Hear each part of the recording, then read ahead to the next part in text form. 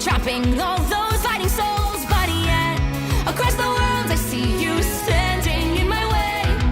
And remember the time, the place we used to fight, like the sun and moon. And I wonder if ever there was a time that we were friends. The night has fallen, shadows looming, and yes, that time has come for me to seek you out. We are set now for our last reunion. Break the chains, find your way, come find me. Do you remember who you really are? Show me that you are still the only one for me. I'll be waiting for you. Wake up, open your eyes, raising up your fists and smashing through time walls. Before the rift splinters again, we are rebels till the end. Rise up, open your mind, hold on to your powers. No one can stop us. We are rivals till the end of time. We will clash, no matter where. We will fight, reaching across time and space. 'Cause you are my destiny to the end.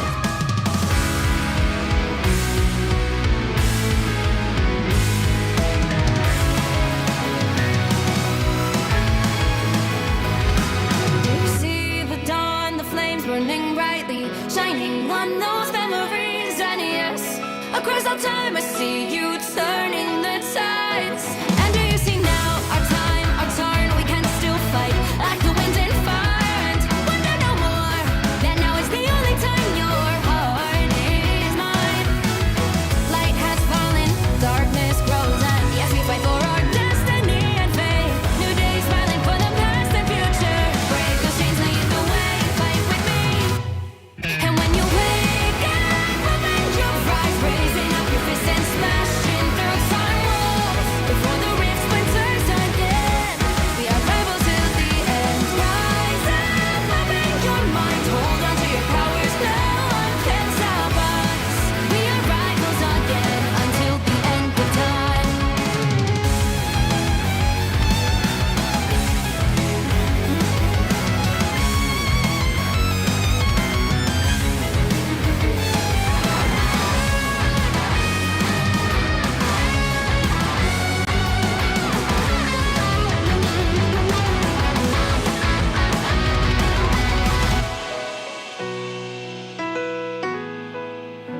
Show me that you are still the only one that matters for me.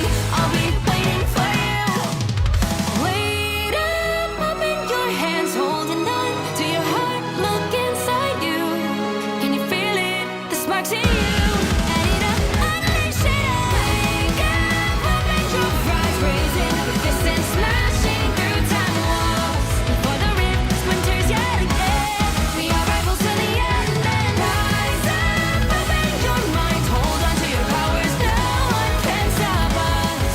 We are rivals till the end of time.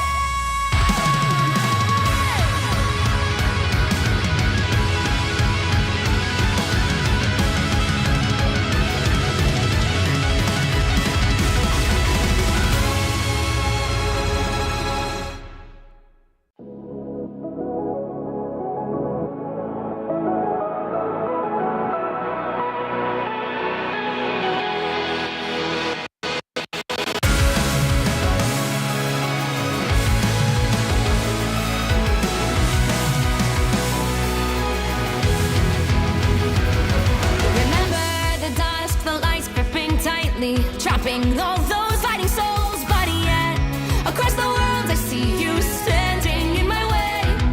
And remember the time, the place we used to fight, like the sun and moon. And I wonder if ever there was a time that we were friends. The night has fallen, shadows looming, and yes, that time has come for me to seek you out. We are set now for our last reunion. Break the chains, find your way, come find me. Do you remember who you really are? Show me that you are still the only one for me. I'll be waiting for you. Wake up, open your eyes, raising up your fists and smashing through time walls. Before the rift splinters again, we are rebels till the end. Rise up, open your mind, hold on to your powers. No one can stop us. We are rivals till the end of time.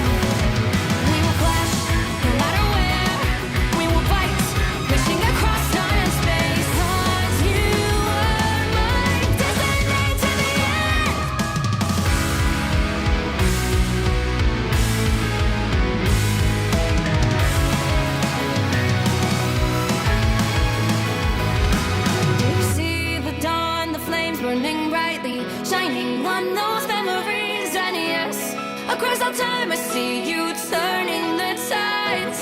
And do you see now our time, our turn? We can still fight like the wind and fire. And wonder no more that now is the only time your heart is mine.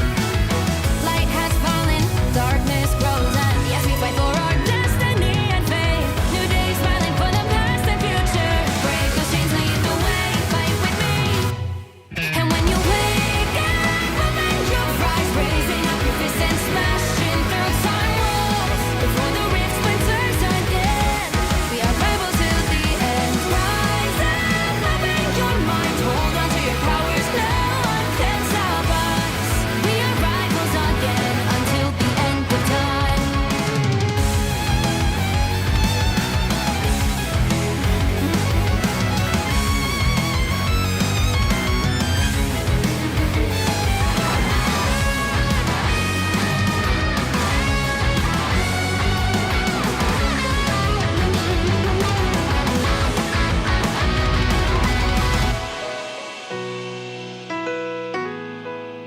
Show me that you are still the only one that matters for me.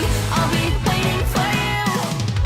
Wait up, open your hands, holding on to your heart. Look inside you. Can you feel it? The sparks in you. Add it up, unleash it all. Wake up, open your eyes, raising up your fists and smashing through time walls. Before the rift splinters yet again, we are rivals till the end. And rise up, open your mind, hold on to your powers, no one can stop us. We are rivals till the end of time.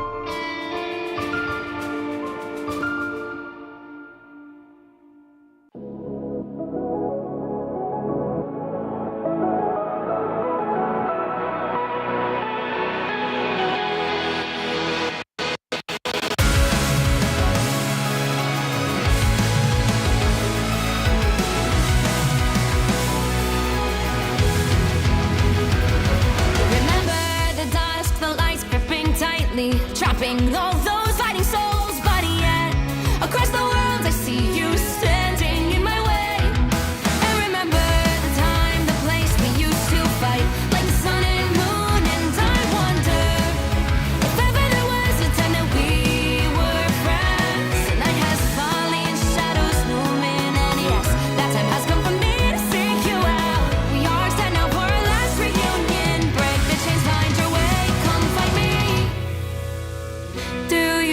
remember who you really are? Show me that you are still the only one for me. I'll be waiting for you. Wake up, open your eyes, raising up your fists and smashing through time walls before the rift splinters again. We are rebels till the end. Rise up, open your mind, hold on to your powers. No one can stop us. We are rivals till the end of time. We will flash, no matter where. We will fight, reaching across time and space. 'Cause you are my destiny to the end.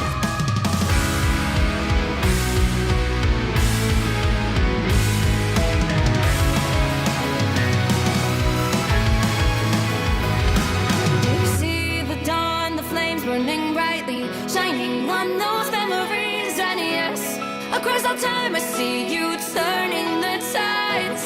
And do you see now our time, our turn? We can still fight like the wind and fire, and wonder no more. That now is the only time your heart is mine. Light has fallen, darkness grows, and yes, we fight for our destiny and fate. New days smiling for the past and future. Break those chains, lead the way, fight with me. And when you wake up, open your eyes, raising up your fists and smashing through time walls before the rift splinters again. We are rebels till the end. Rise up, open your mind, hold on to your powers. No one can stop us. We are rivals again until the end of time.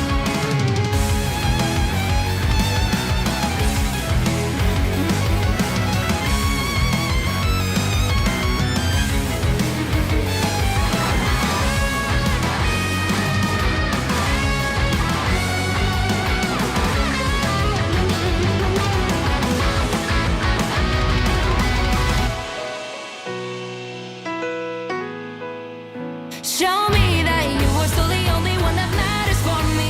I'll be waiting for you.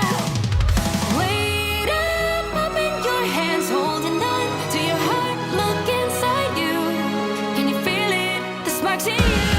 And unleash it. Wake up, open your eyes, raising up your fists and smashing through time walls before the rift splinters yet again. We are rivals till the end. And rise up, open your mind, hold on to your powers. No one can stop us.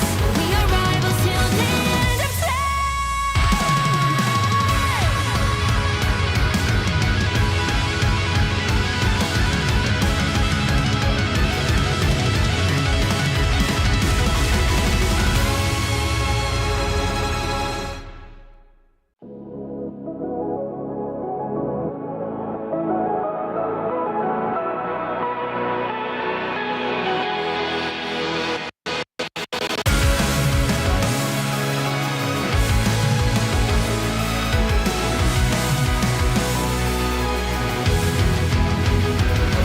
Remember the dusk, the lights gripping tightly, trapping all those fighting souls. But yet, across the world, I see you standing in my way.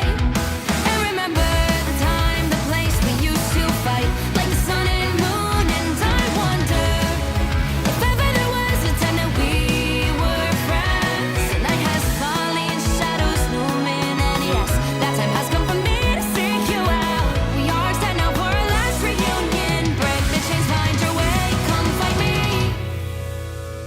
Do you remember who you really are? Show me that you are still the only one for me. I'll be waiting for you. Wake up, open your eyes, raising up your fists and smashing through time walls before the rift splinters again. We are rebels till the end. Rise up, open your mind, hold on to your powers. No one can stop us. We are rivals till the end of time. We will clash, no matter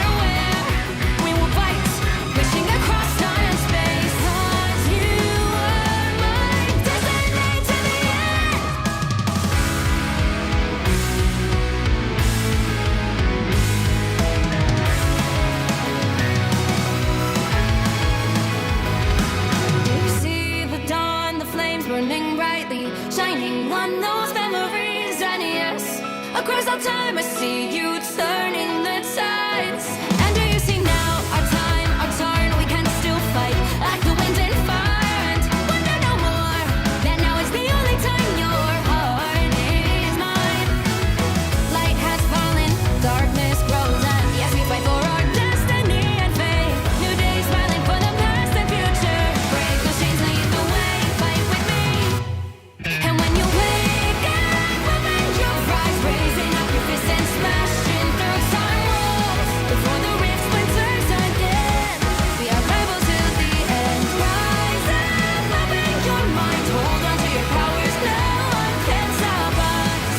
We are rivals again until the end of time.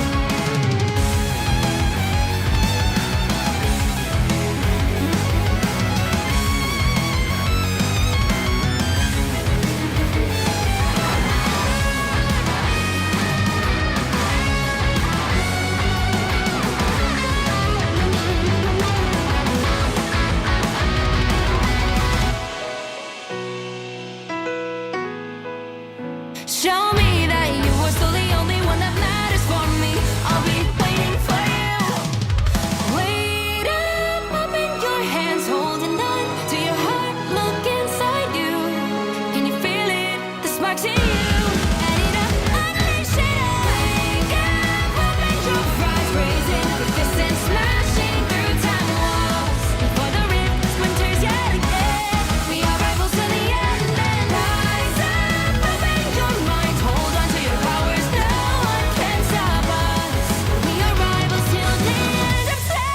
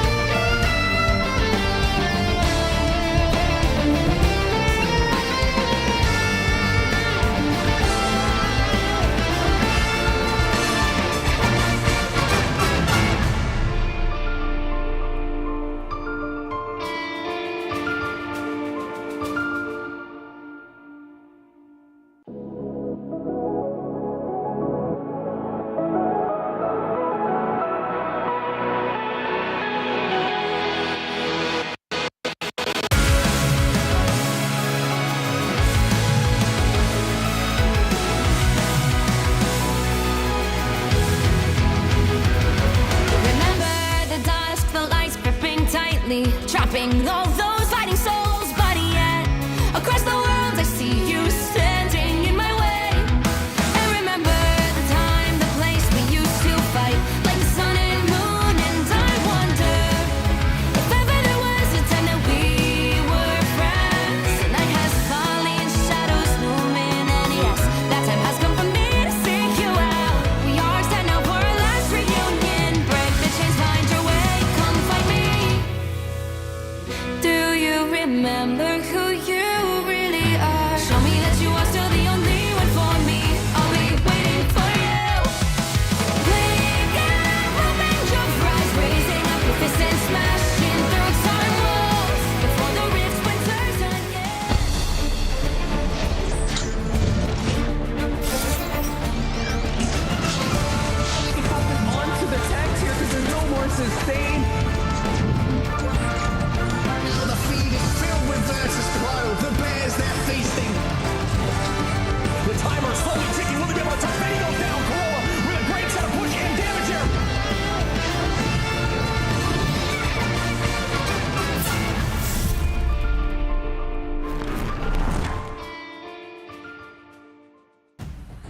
We are at the penultimate day of our group stage here. We have already eliminated every team that can be eliminated at this stage before we move on to the playoffs. Right now, the teams are battling for seeding, and in order to get that top seeding, you have to win your group. I'm Tetra, this is Ryan Central, and we have two incredible best of fives for you today. Yeah, we're getting into best of five territory now, so it's mainly going to be the format that we'll see going into playoffs that will define which teams from EMEA we're going to be sending to the grand finals internationally in Atlanta in a few weeks' time. But like you said, this is seeding game, so generally there is that little bit of like, I don't have a wine glass that the cup of tea is going to have to do, where you just sort of sat back just watching like, yes, rather, like, because there's nothing really at stake today. If teams win or lose, they'll still be in playoffs no matter what. But we have seen teams just being frankly shafted by the bracket because of the seeding that they get. So these games are important, but I don't think any team is going to show too much today because they're saving it for playoffs. Exactly. You can see that already playoffs have been locked in, with OG Seed being the only team that isn't now competing from Group A for those seeding spots. They are already locked in at the bottom of Group A for seeding, but the top is still in question, with Chopped waiting in those grand finals for Group A. They'll be playing against the winner of today's game between Insomnia and Citadel, an incredible matchup that we will be starting with today. But over in Group B, we also have some incredibly scary names waiting to compete. Yeah, we're mainly looking at some of the bigger orgs, I suppose, of like who's going to be playing up against Na'Vi. Is it going to be Virtus Pro that are down in that losers bracket final, up against a FaZe that has just been consistently able to impress? So I don't think that this is going to be a straightforward game for Virtus Pro. We have seen them lose for the first time in months, like dropping maps against Na'Vi a little bit earlier, but that second map of Araco did go pretty much down to the wire, to the point that you feel that outside of specific game modes and maybe specific meta comps and stuff, Virtus Pro are not too far behind, despite it being a very clean 2-0 win for Na'Vi yesterday. Na'Vi, if we actually look at the statistics, they have already lost just before this stage started. It was in the more show match aspects of stuff like Night Shift, but they did actually already lose to Chopped, the team that Virtus Pro beat pretty convincingly in the grand finals of MRC. So there's already that competition, but when you start to look at the level of those players, we're really potentially underestimating FaZe, because FaZe made it very far in that MRC as well, taking zero tenacity before that team disbanded all the way to the edge, the fifth game of the best of five, before being taken out. FaZe have consistently gone above and beyond in this stage. Now it's time for them to prove themselves versus the winningest team in EMEA Rivals history.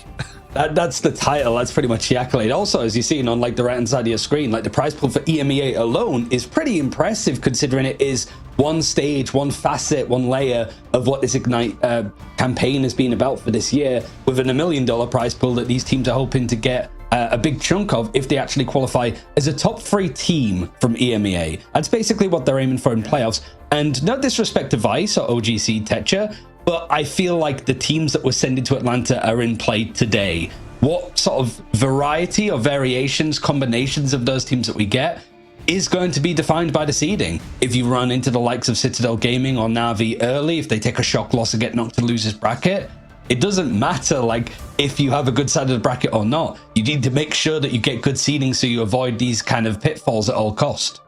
It really does. It can be such a difference. While we have seen teams, most clearly Na'Vi, the former Rad Esports / Team 1, make incredible runs through lower brackets, these are exceptions. Obviously, playing more games is an advantage, especially when you're in a newer meta like this, where you're trying to work your way towards something exciting.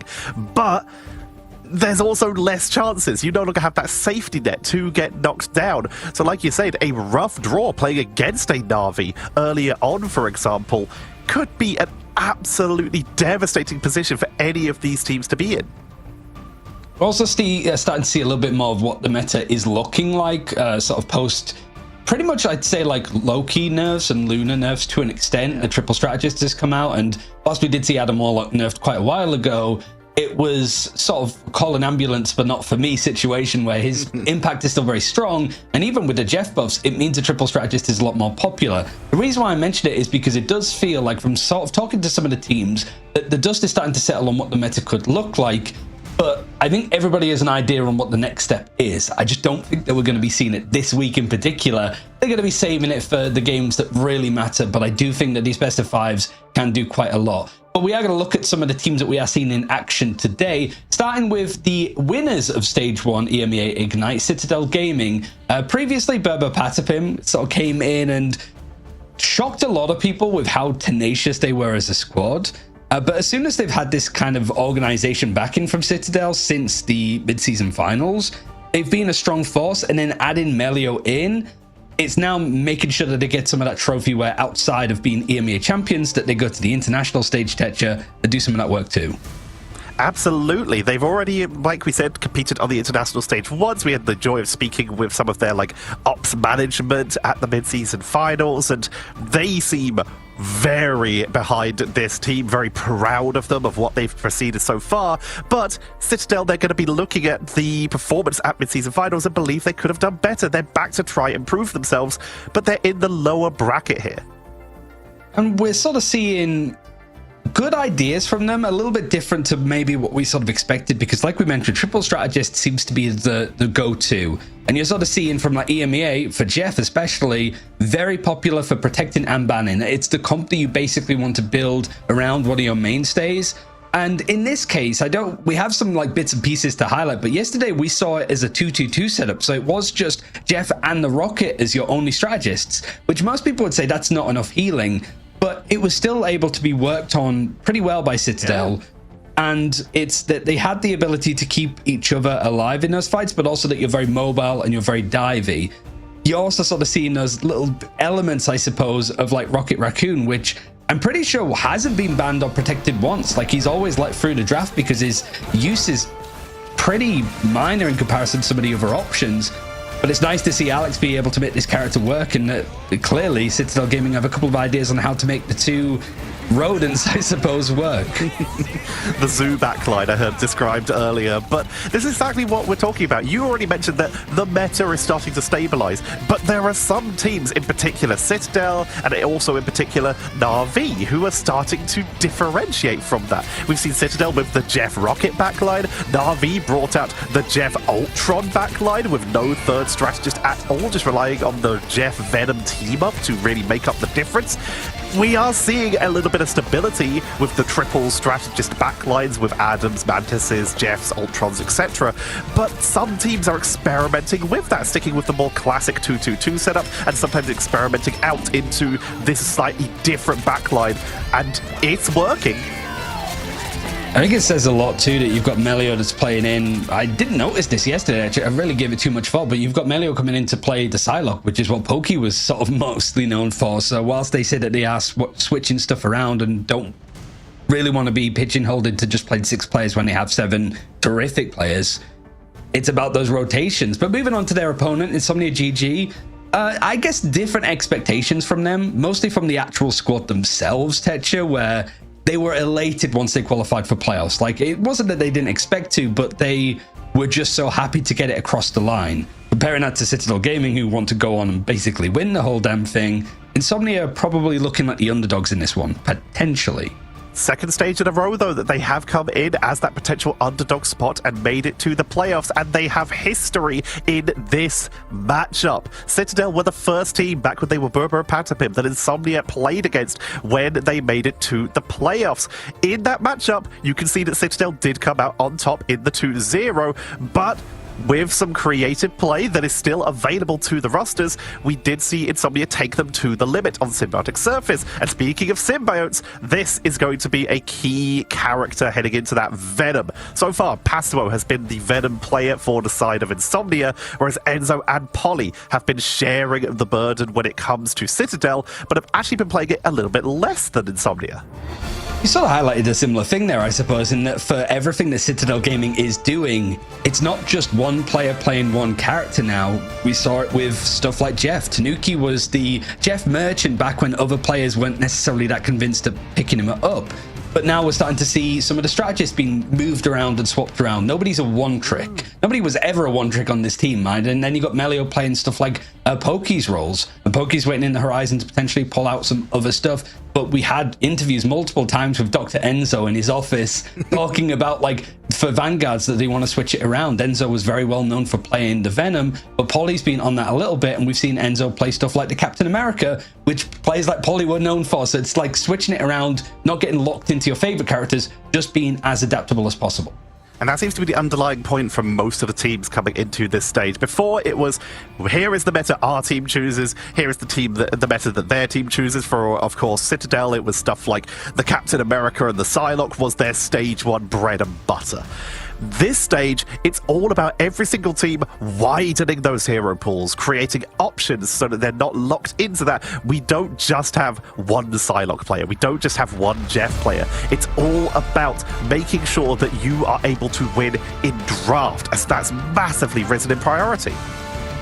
We're going into this one, the first best of 5 today, losers bracket final for the group stages now. So whilst you can sit back a little bit and not knowing the fact that there's no lives at stake in this game in particular, this is going to show a lot of what Citadel Gaming are hoping to do. And I think Insomnia GG, they're going to have a couple of aces up their sleeve. They had a lot of really good prep from Minty and Arya in their series up against OG Seed. That was a quick turnaround. They've had a couple of days to prep for this, and the Jeff Instaban is a very good counter to Citadel because that's usually their first pick. Yes, it is. Being taken away, not going to be dealing with that, but it's going to be a one-sided Jeff pickup now for Insomnia, trying to make sure that Citadel don't get that big speed boost potential to really rotate around the map quickly. And of course, if there's a Venom going to be in play, Passivo is more than comfortable. We've seen teams maybe try and bait out Venom bans, but so far it's only really been slipping in near the end of drafts. Speaking the start of drafts for Citadel Gaming, for their first ban, that's 10 for 10. Always Mantis, no matter what. And then usually it's like maybe an Ultron, maybe an Adam. They're going to actually go for the one-sided Ultron themselves, which you've got Melio in the server again, so Pokey again sitting on the sidelines for the 3rd series in a row. Feels that that's naturally going to be the character that he picks up in this lineup. Whilst Mantis, it was left open for Citadel Gaming. They decided that they didn't want to go for that main anchor triple strategist that Mantis is. With that Ultron on the board, like you say, Mantis taken out on both sides. There is actually going to be that Venom ban in the mirrored ban spot. Citadel not going to leave it right until the end this time. They've seen the Jeff. They've already taken out the Adam Warlock and the Mantis of their own side. They realize how big of a threat this Jeff can be with Symbiotic Shenanigans team up, and they actually rise the priority of that Venom ban to kind of mirror that and protect it. Yeah, they're going to go for the protect themselves, even though that they won't have that Jeff team up. Venom is still a terrific character, and certainly knowing that there is a bit of a head-to-head for Enzo and Polly can play the Venom now. Going up against Passivo, who it was the coach yesterday that was saying that just like his pathing was perfect with some of those dives. Like they couldn't be any more efficient and clean, which is hard to do, but Passivo has been in that kind of form. The one-sided Invisible Woman is a possibility for Insomnia, considering that you have got Line Pro that is an Invisible Woman extraordinaire. It seems like a good option potentially, knowing that you're going up against a Venom 2. Force Physics is very good at making sure that Enzo or Polly could run into a few more issues if they try to disengage. I believe the coach yesterday was Dennis, so the Dennis seal of approval. There is going to be that Invisible Woman one-sided protect from Insomnia, leaving Citadel. They've managed to get themselves a one-sided Venom, meaning they can go in for a little bit of backline harass with some Ultron healing to keep some sustain going. Where do they go from here? They make sure that they guarantee a one-sided Ultron so that that aerial domination is going to be picked up by Citadel. I'm not judging. We've seen a couple of times actually a rise of the Hulk 4th ban, because that Namor team up can be a bit irritating. And I remember, like, granted you have got the Venom available and Emma Frost is always good. I do remember Enzo. There it is. I was just about to, he's like, he can hear me. He was actually like potentially pulling out the Hulk himself. That's how like connected he is to the character. But I guess the main thing is you have the option now. It is available to them. We're starting off. Reminder, these are best of 5s now. So we have plenty of opportunities for these teams to go through. We'll have multiple opportunities where domination could be picked up instead of it just being the first round here. Symbiotic Surface, though, a very chaotic map. All of the points are fought very differently. There's a lot of high ground, for example, on the codex, so it's very different where you actually choose to take these initial engagements. We're already seeing rockets on both sides being used as a little bit of pre-armor for the first fight. Might be a little bit more for Citadel Gaming, as we were highlighting, right? That they do stick on that rocket. Depends on who's actually on it. Ken? Yeah, potentially. That's possible. I've got Tanuki on the Star-Lord as well, so it does look like they're going to be running like a 2-2-2, 2 Vanguards, 2 Strategists, 2 Duelists. And yeah, they're sort of going for this lineup, but you haven't got the pest control. Instead, you've got Alex and Ken, double strategist. Is that enough healing? Yeah. Ironically, we are kind of going for pest control, but it's Ultron considering that everyone else to be made of flesh. So they are going to be running that, whereas Insomnia, they're going to be sticking with the classic triple strategist backline with Invisible Woman and the Luna, with that Jeff as a little bit extra. Passimo moving off of the Venom as it was banned out. We'll be bringing in Captain America. Polly, also on the cap, has been taken out, so they went with an incredibly aggressive frontline here. This is a hard point to play the Star-Lord on too, because you want to be up with a Galactic Legend, and you've got that little cubby, that little hover hole that you can just hide on the side of point if you need to. But it's still Citadel Gaming contesting this. They were a player down in this engagement, but they've managed to turn it around. In fact, the player that got eliminated first was Polly. He comes in, gets his revenge onto 2, and it seems like it's going to be Citadel Gaming taking the point first. This is very much starting to look to be a Star-Lord meta as we continue on here. A quick retreat coming in, but he's so mobile. Jeff is so hard to chase down, but Star-Lord is one of the characters that can do so. As Citadel, they will finally take control of the first point, as Insomnia were able to delay that extremely long. Now Insomnia trying to see what they can sort of build up almost. But the Rage of Ultron is going to be used. It could be used preemptively for Alex here, but it is also the fact that because you don't have the access to a Luna or anything, you might want to use it in a more supportive... Nope, never mind. He is going to use it on the offensive. It's a good block, actually, from the EMEA barrier to stop some of that damage coming through, but it was looking pretty decent for Insomnia, especially off the back of the pick, if it wasn't for Melio actually getting a trade.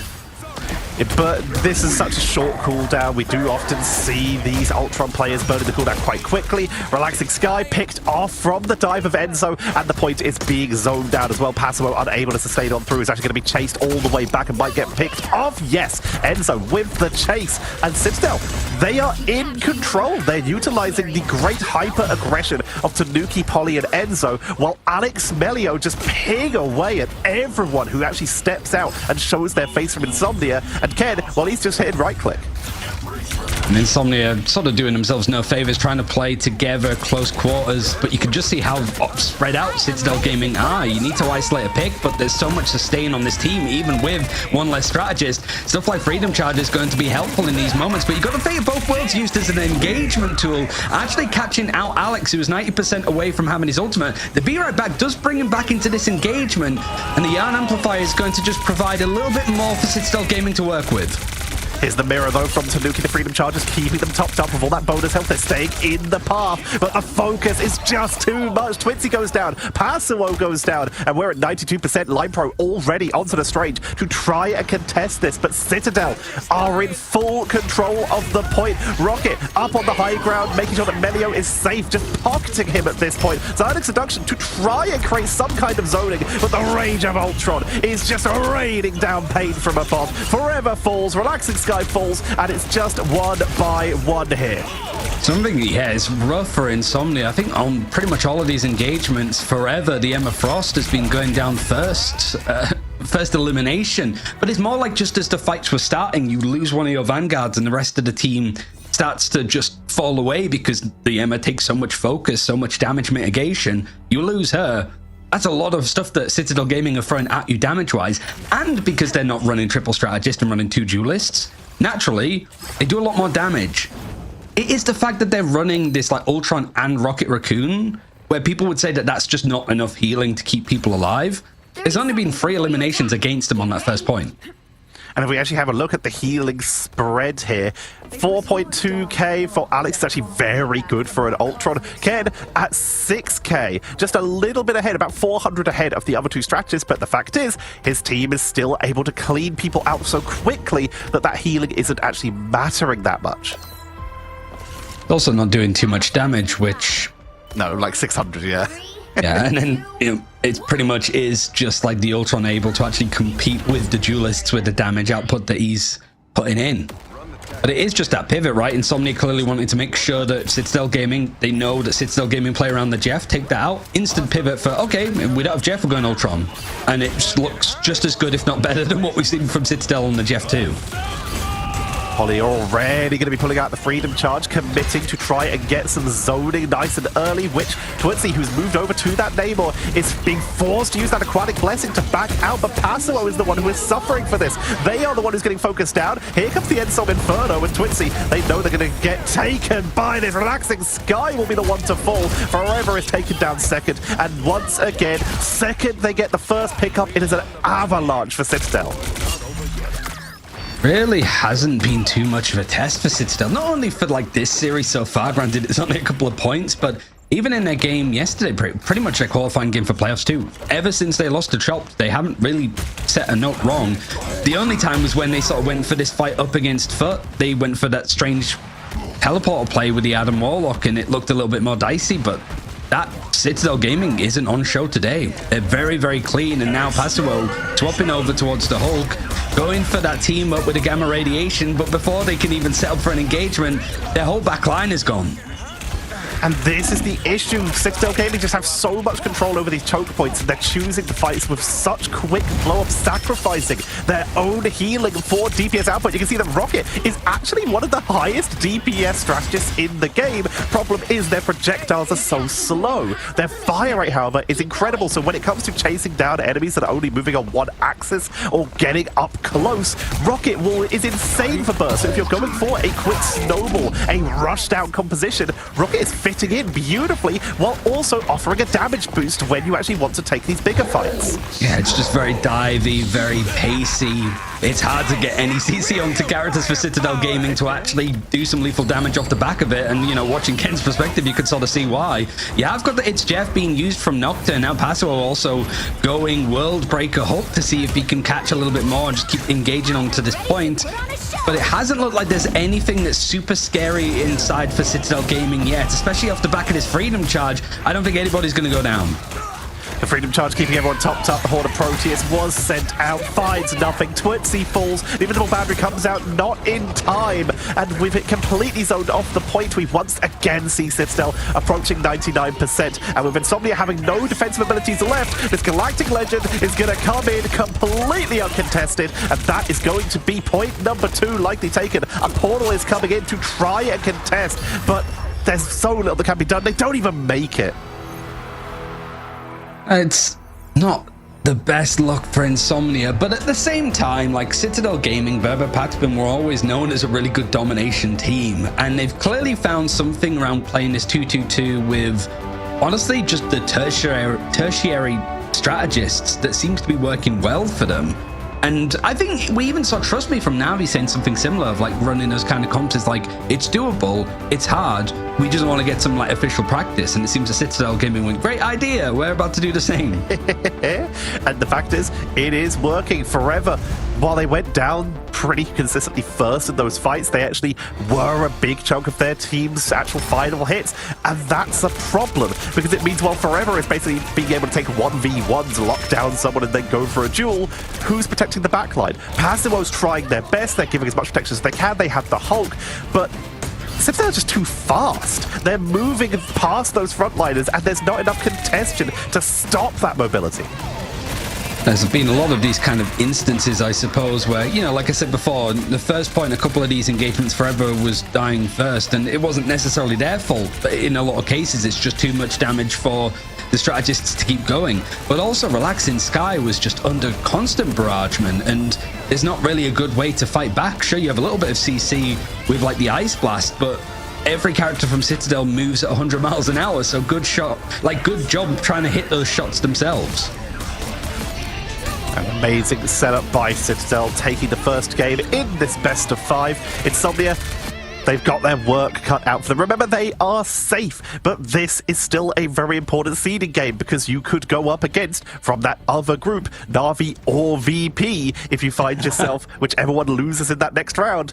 That's a tough opponent. You want to be able to avoid that. Or, of course, FaZe as well, who we've been talking about just consistently rising up the board. it's just not the first opponent that you want to run into. But it is a full best of 5, and Insomnia are clearly a very strong team when it comes to doing their homework. Now they have their map choice, but before we see whether it's going to be Convergence or Convoy, we're going to go for a break before we get back into some more of the action. So we'll see you in a few.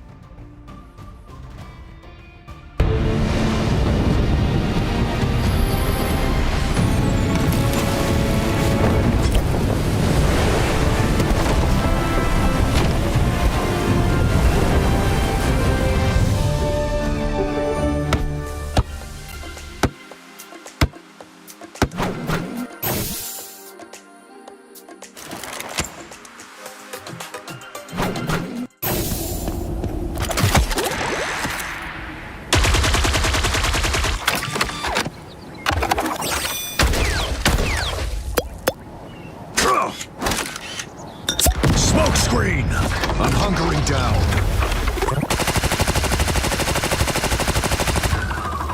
Judge! Jury!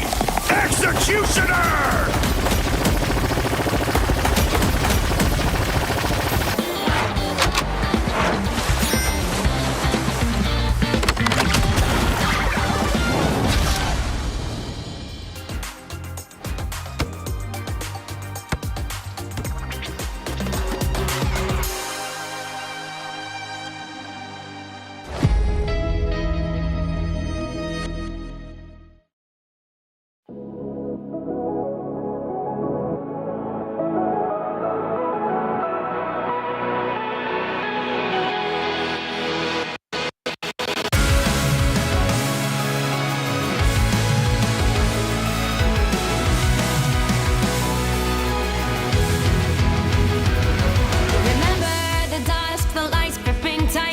Trapping all those fighting souls, but yet across the world I see you standing in my way.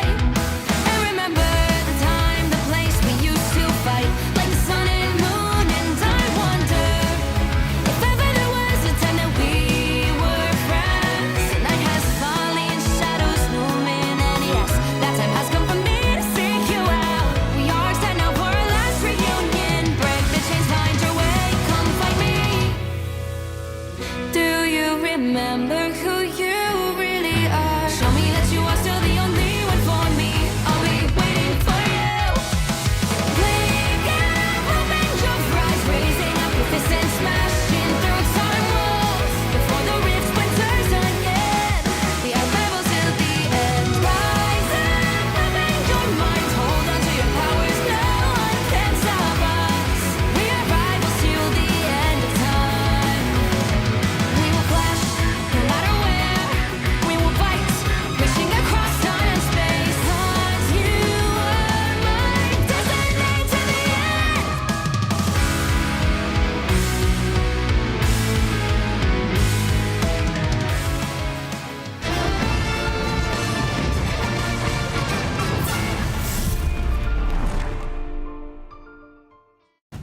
We heard from Insomnia for their qualifying game 2 playoffs that, ironically, a team called Insomnia didn't get much sleep when it came to the preparation of their opponent OG Seed, but that preparation went a long way in actually qualifying them to playoffs. Now they're up against a squad that everybody wants to take a swing at, the EMEA champions of Citadel Gaming, who are currently 1-0 up.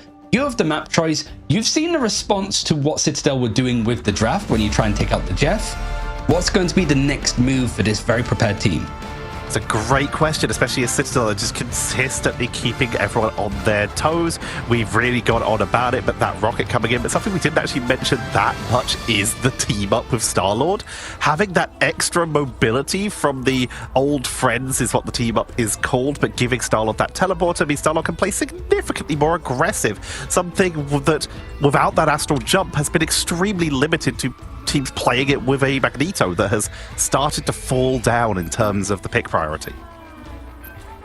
And for the pick priority for at least Convergence maps for Citadel Gaming, it's actually been pretty one-sided with how it's been approached. It's been Mantis, Ultron, Adam for every single first to third ban, and then Hulk, Magneto depending on the context. But this is also one of the maps that they lost against Chopped. It was to the wire.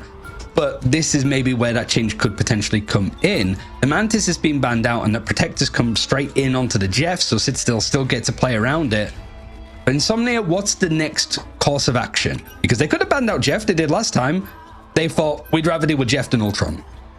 Very true. And for good reason. Melio is one of the best hit scan players in the game right now, so taking away that Ultron is very sensible. And now they see Jeff on the other side, they actually pick up the Ultron of their own. When you try to go for its Jeff, a big part is, you know, being able to get away once you have swallowed several people.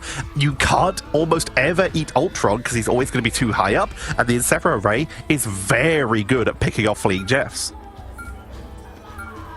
So here again, it feels like you can't do anything about the Ultron. Instead, they're going something that I don't think we've actually seen them do before currently, which is going for like a pretty early Jean Grey ban. These bans are together, so neither team really knows what the other's about to do.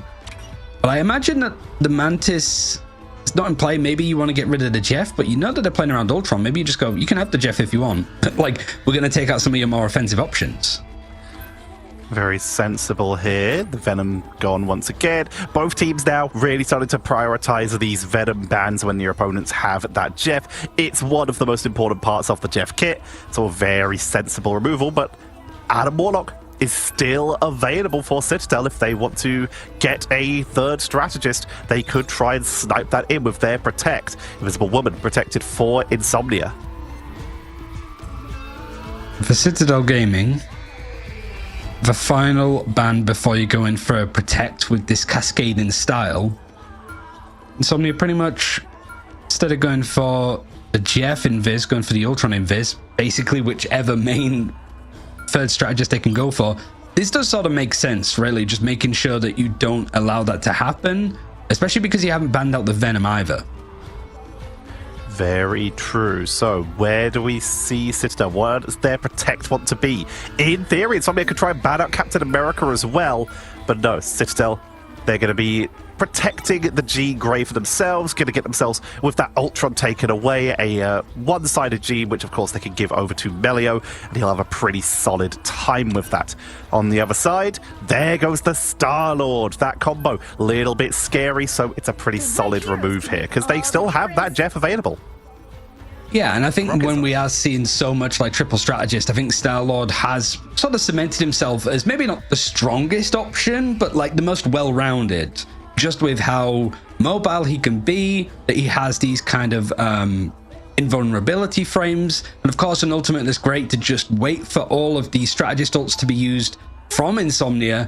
Everything gets used, they have no more safety net. That's when the Galactic Legend starts to shine. And also the other options that we're seeing, like Jean Grey, they don't have available to them due to Insomnia. Human Torch was also an option that we did see hovered right at the end.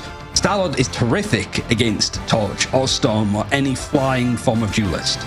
There is something else that I do want to mention, and that is the fact that Citadel have managed to find themselves here with the option for a one-sided Luna, and Adam Warlock was not touched by either team. So if we want to see that light and dark armor, it's a great hit scan option for Melio. They have that as an alternative option as well. But it looks like to start off, we're going to be seeing an extremely fishy opening for Citadel. Oh, there is, in fact, that Adam. Yeah, actually, yeah, we've not really seen... Adam was banned out, at least from Citadel in the last game. Seeing if they want to try and make it work. But here it seems that it's going to be, yeah, that triple strategy still. It's going to be Twitzy that's over on the Torch, just suppressive fire from Insomnia on their defense, farming up a supernova as quickly as possible. Meanwhile, Pazuo's just going to get a good chunk of change, disengages from the fight, so he's not really at risk. But Nocta's going in, he's completely behind them. It's a merry-go-round. They are trying to control the sky, do what Citadel did last What a round, catch. and they are actually able to get that Human Torch out the air. Ends over. Beautiful setup here. But again, Nocta, like you say, is pretty much uncontested back here, but Citadel don't care. Their sight is directly forward, and they are smashing through here. That Torch is strong, but it doesn't matter. That Ultron is strong, but it doesn't matter if they're alone. They cannot win 1v6. It felt that Citadel knew that there was going to be some elements of mobility, so yeah, again, having a gamma radiation team up between Namor and Hulk, it's just an extra turret that mows you down if it's uncontested. But also the likes of Jeff and Adam, frankly, can snipe you out the air if they need to. It's a terrifying prospect, and now it's one of the fastest takes that we've seen from Citadel Gaming on that first point. They literally just ran on through and they're continuing to pile on the pressure. Look at the positioning from Tanuki. Not going to be trying to set up on high grounds. They're making sure they're as close to a wall as possible so that if the torch tries to step out, it's forced to move into range of squids. Here comes the move out from Polly to try and punish the dive forward, but Nocta with that range of Ultron is able to get the pickup onto Melio, who can revive here, but is nowhere near Karmic Revival. With that, it's going to be a triple. Melio will just wait and spawn in the normal spot. I mean, it's a good point for Insomnia to take control back of this main area.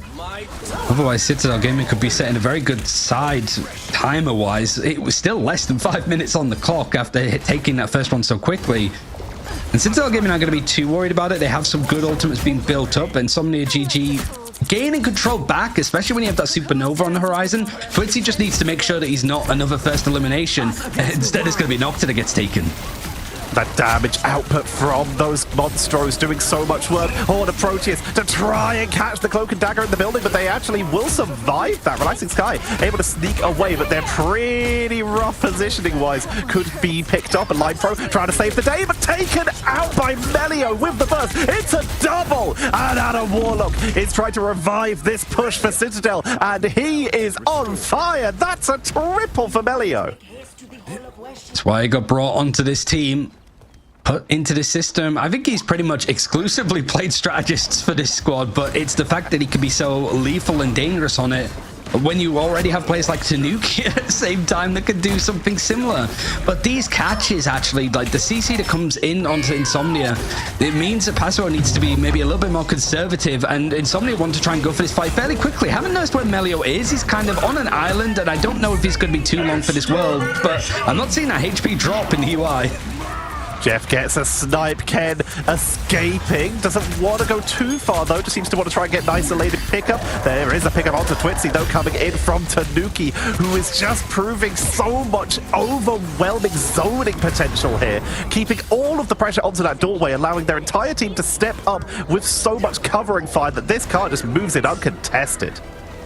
Hasn't been any changes from Insomnia's comp so far. To be fair, I don't really think that that's the problem either, but now that we're going into more of a closed-in area, yeah, we're seeing the Human Torch be moved away. Twitzy feeling that he's maybe just too much of a target in the air for what Citadel Gaming are throwing down. And now you have a little bit more cover to work around. You also need to be a little bit more pacey and not too far away from having a Galactic Legend instantly. A lot of damage on Tanuki, but they're able to tank on through. They took out Line Pro, though, with the burst. Doing so much work with this Horde of Proteus.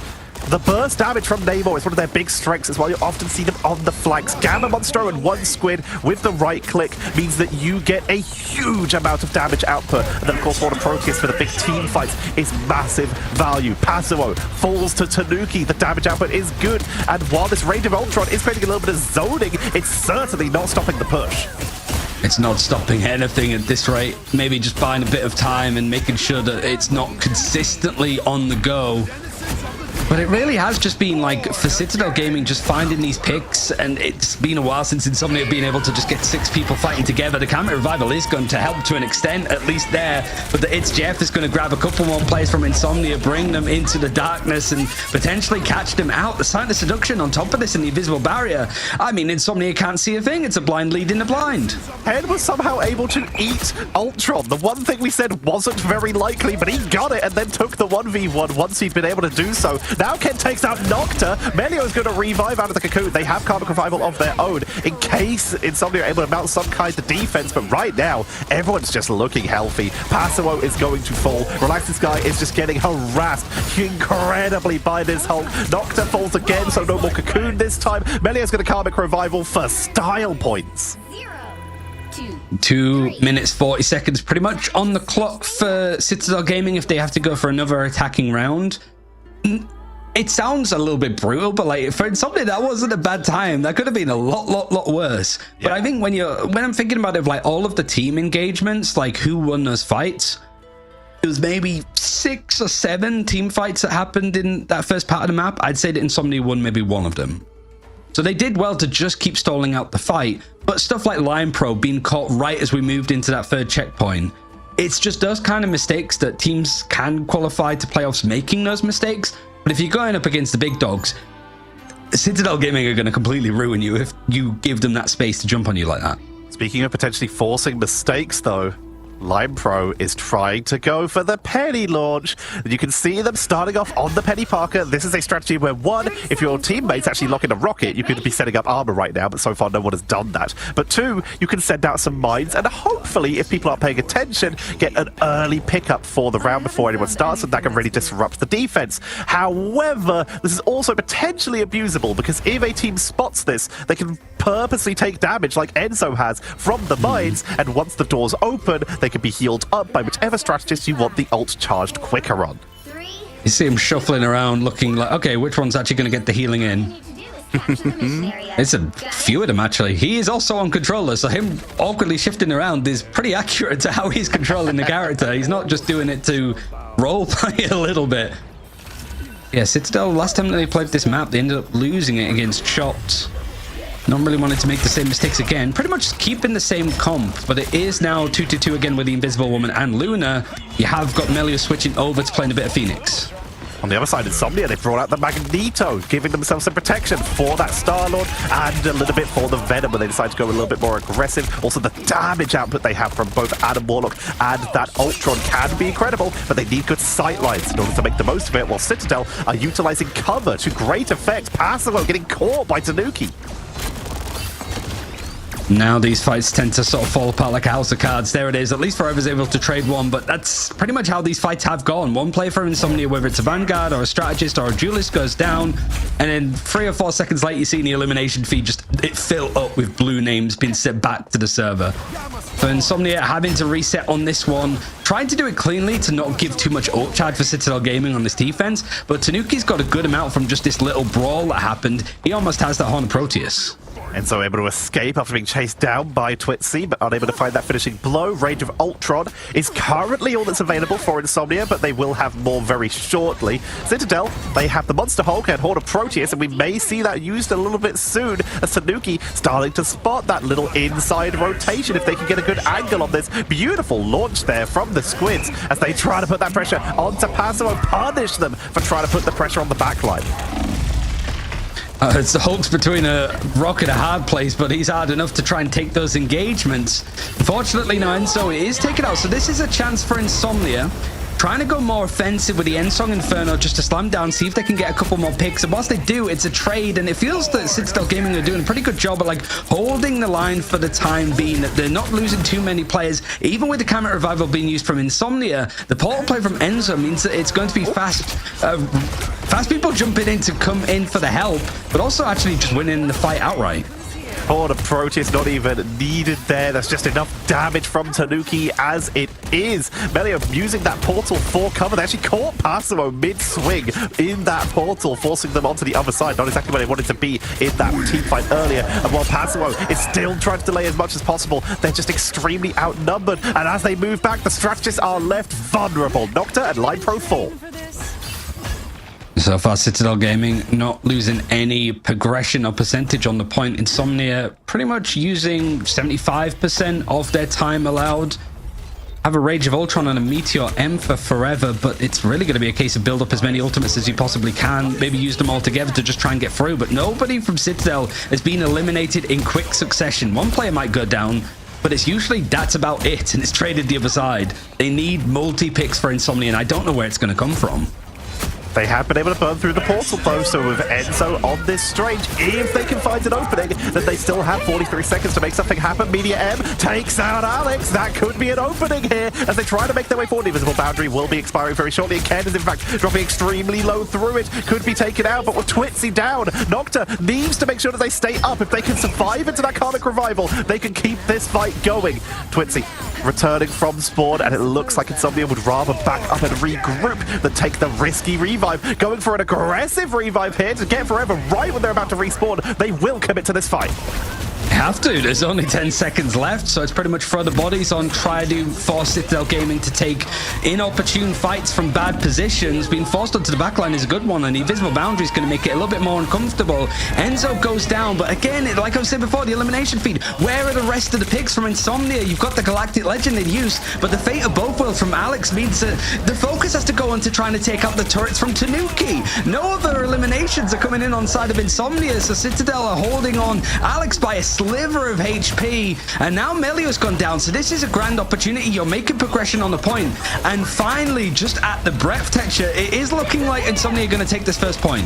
All defenses for Citadel were gone for a while, and as such, we lost Melio. We're getting swapped over to the Psylocke so they can roll out quicker. Enzo moved from Strange, sacrificing an ult to Captain America so they can touch the point. We very nearly lose Relaxing Sky, and somehow Citadel are still fighting. Pasuo falls. We're seeing everything go down. Insomnia, they're almost built up to another Karmic Revival, though, so it's up to Lime Pro. But no, they can't touch it, and that is going to be a hold by Citadel. 98% capture progression. That's a caster curse, Insomnia. I'm sorry. It's like, there's no way that they don't get this first point, right, guys? Right? But I don't. That's going to take some like looking back at the replay to just work out the nuance, the intricacies, I think, that came in from Citadel Gaming to just have the bodies on the line. Bear in mind that they don't have access to a Venom, I don't think, so they can't actually go for those fast rollouts. How did they get back in time when you don't have a portal play? It was just stalled enough, and it was efficient enough for Citadel to actually allow an extra fight. Here are the key factors here. If you look at this end screen, Polly only went down once, Tanuki only went down once, and Ken didn't go down at all. Because of that, Polly touched the point repeatedly, allowing Enzo, after that Strange went down, they sacrificed the ult for Captain America to rush onto the point to delay even longer. When Melio went down, they swapped to Psylocke. It was always about making sure you get to the point quick enough, and once you do that, if you can force your way through Insomnia and just hold them long enough, the only real obstacle is that Karmic Revival, because the Rage of Ultron was tagged through because everyone was so split. They'd already taken down 2 members of Citadel. As such, they were able to pick them up before that Karmic Revival came out. Citadel were able to get the hold. It really does feel like Insomnia have these moments where they're able to get picks, but it's like, how do you turn that 6v5 into an advantage, into tempo? Like, how does that string onto something else? And it felt that that second stage of the plan wasn't able to come to pass. Like, Insomnia sort of know how to play around these and make sure that they can go for a clean team wipe, able to win those engagements. It's just that Citadel were just so conniving and scheming almost that they were able to just survive. There were cockroaches essentially on that final point on that defense from Citadel. It was crazy. Yeah, they didn't even have an Adam Warlock of their own. It still felt like they kept reviving. It was just run fast. The kind of thing that you'd usually expect to see a Venom to get back onto the point quick, or even a Jeff, which was also bad. Well, Citadel 2-0 up in this best of 3. They might be able to move their way back into those upper bracket finals in this group to fight for that #1 seed spot. Insomnia, though, they still have the chance to bring it back. Let's find out what happens after this break.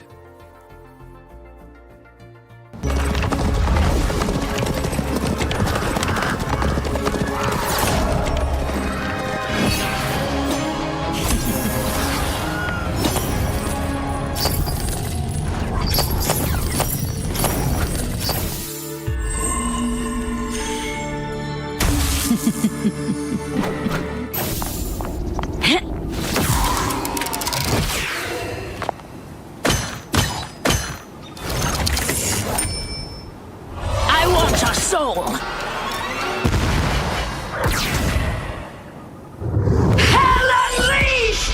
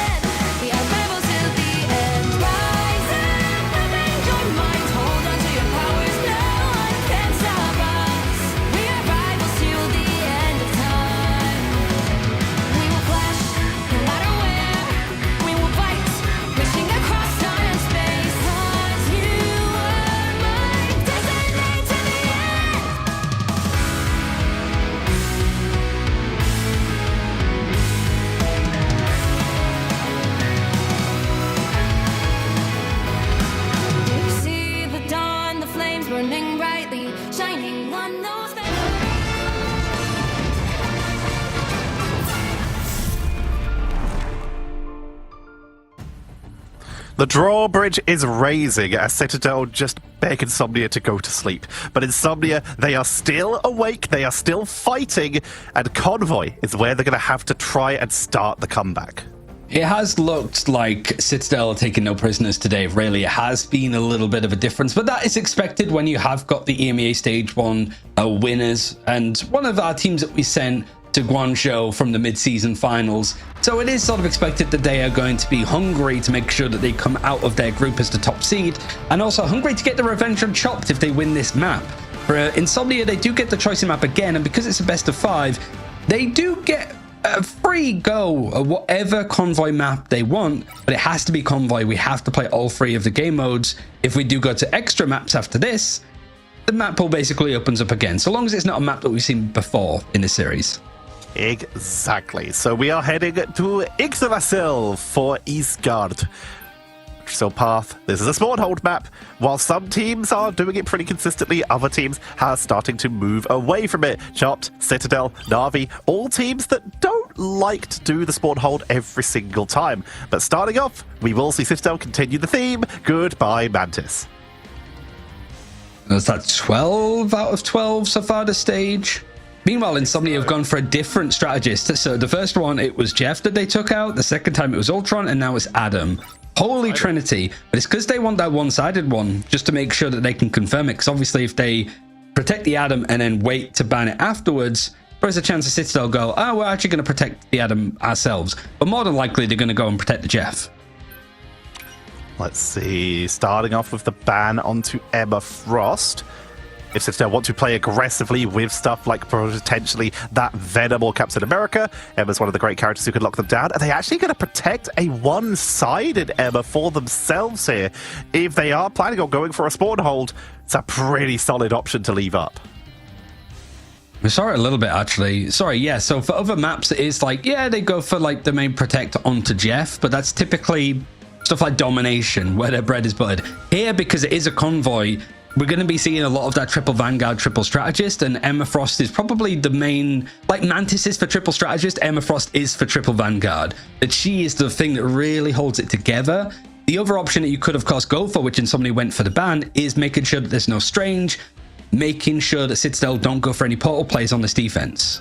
And immediately Citadel going to be mirroring it, making sure that no one gets the reinforcements. The Venom will be banned out by Insomnia, so that if Citadel are able to sneak the Jeff in this protection spot, they do not have symbiotic shenanigans. So far, these teams are playing around the concept of these triple Vanguard, triple strategist setups.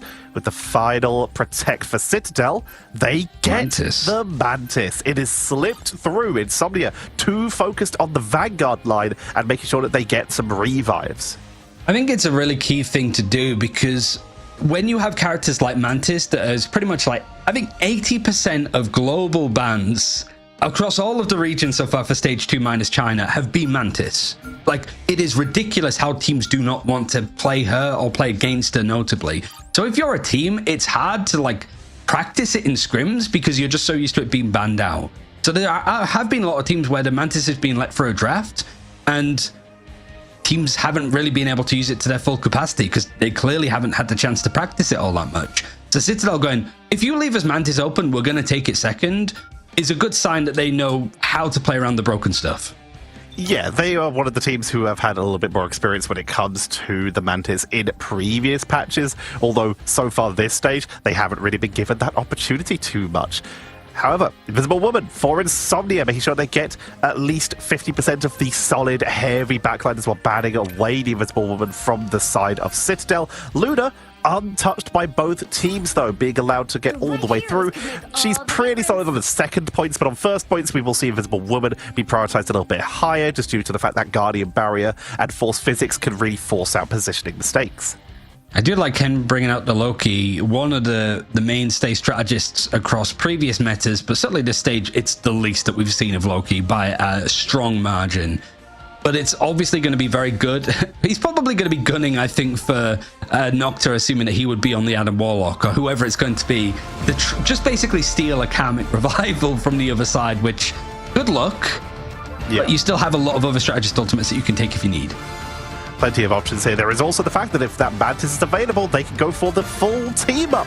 Get that extra wild wall healing and, of course, the extra area and damage boost on the Loki regeneration domains. So there is a lot of options left available for Citadel here. And honestly, I'm really worried for Insomnia with this setup. There's so much incredible defense here. They're not even going for a 3-0-3 setup. They are actually going to be locking in the Namor with this, but their backline, Namor with the damage boost from Mantis or the damage boost from Loki now, while Ultron just dominates the sky. This is going to be hard to deal with. Yeah, who's the focus when you're trying to dive in on them? Who's the weak link? Who do you need to sort of protect a little bit for Citadel Gaming? Because whilst Loki is a lot weaker, his anti-dive is still very strong. Assuming that somebody's like lagging out or crashed just as we started this map, there's going to be a brief pause before we get back into the action.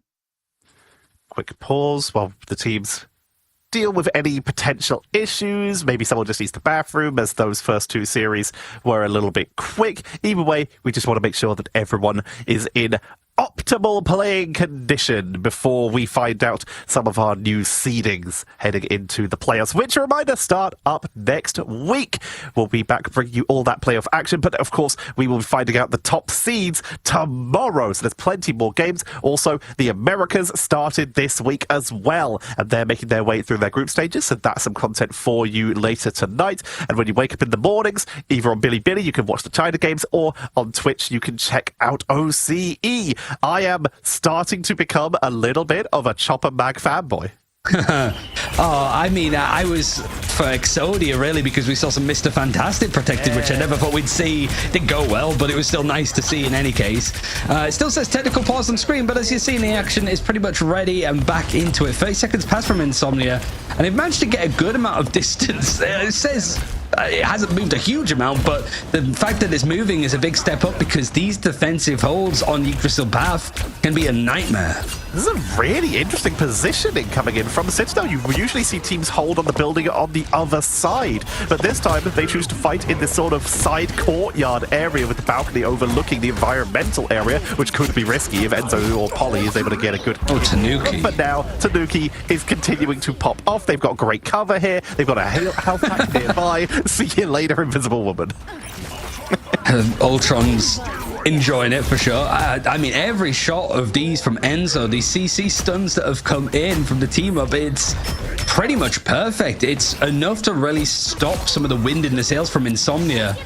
And now it's looking pretty uncomfortable with the Rage of Ultron being the icing of the cake, forcing another reset from the attacking side. The Monstros are getting picked off so quickly. Passimo returns, but look at the staggers as Passimo respawns. Forever and Line Pro go down. Relaxing Sky is now being targeted. In the meantime, Citadel just completely comfortable, hanging out in this courtyard while Melio pings away from max distance. Insomnia, something needs to change. They have the ultimates, so this might be their opportunity to move in. They're going to wait for that Meteor M, see if they can get a blow up onto someone, but they need to be so careful, because a well-timed regeneration domain, if you can land it in between the End Song and the Meteor M, which is possible, then you can survive that engage. Melio's quite low HP here, and you've got the World Breaker being used from Enzo, but he does get CC'd.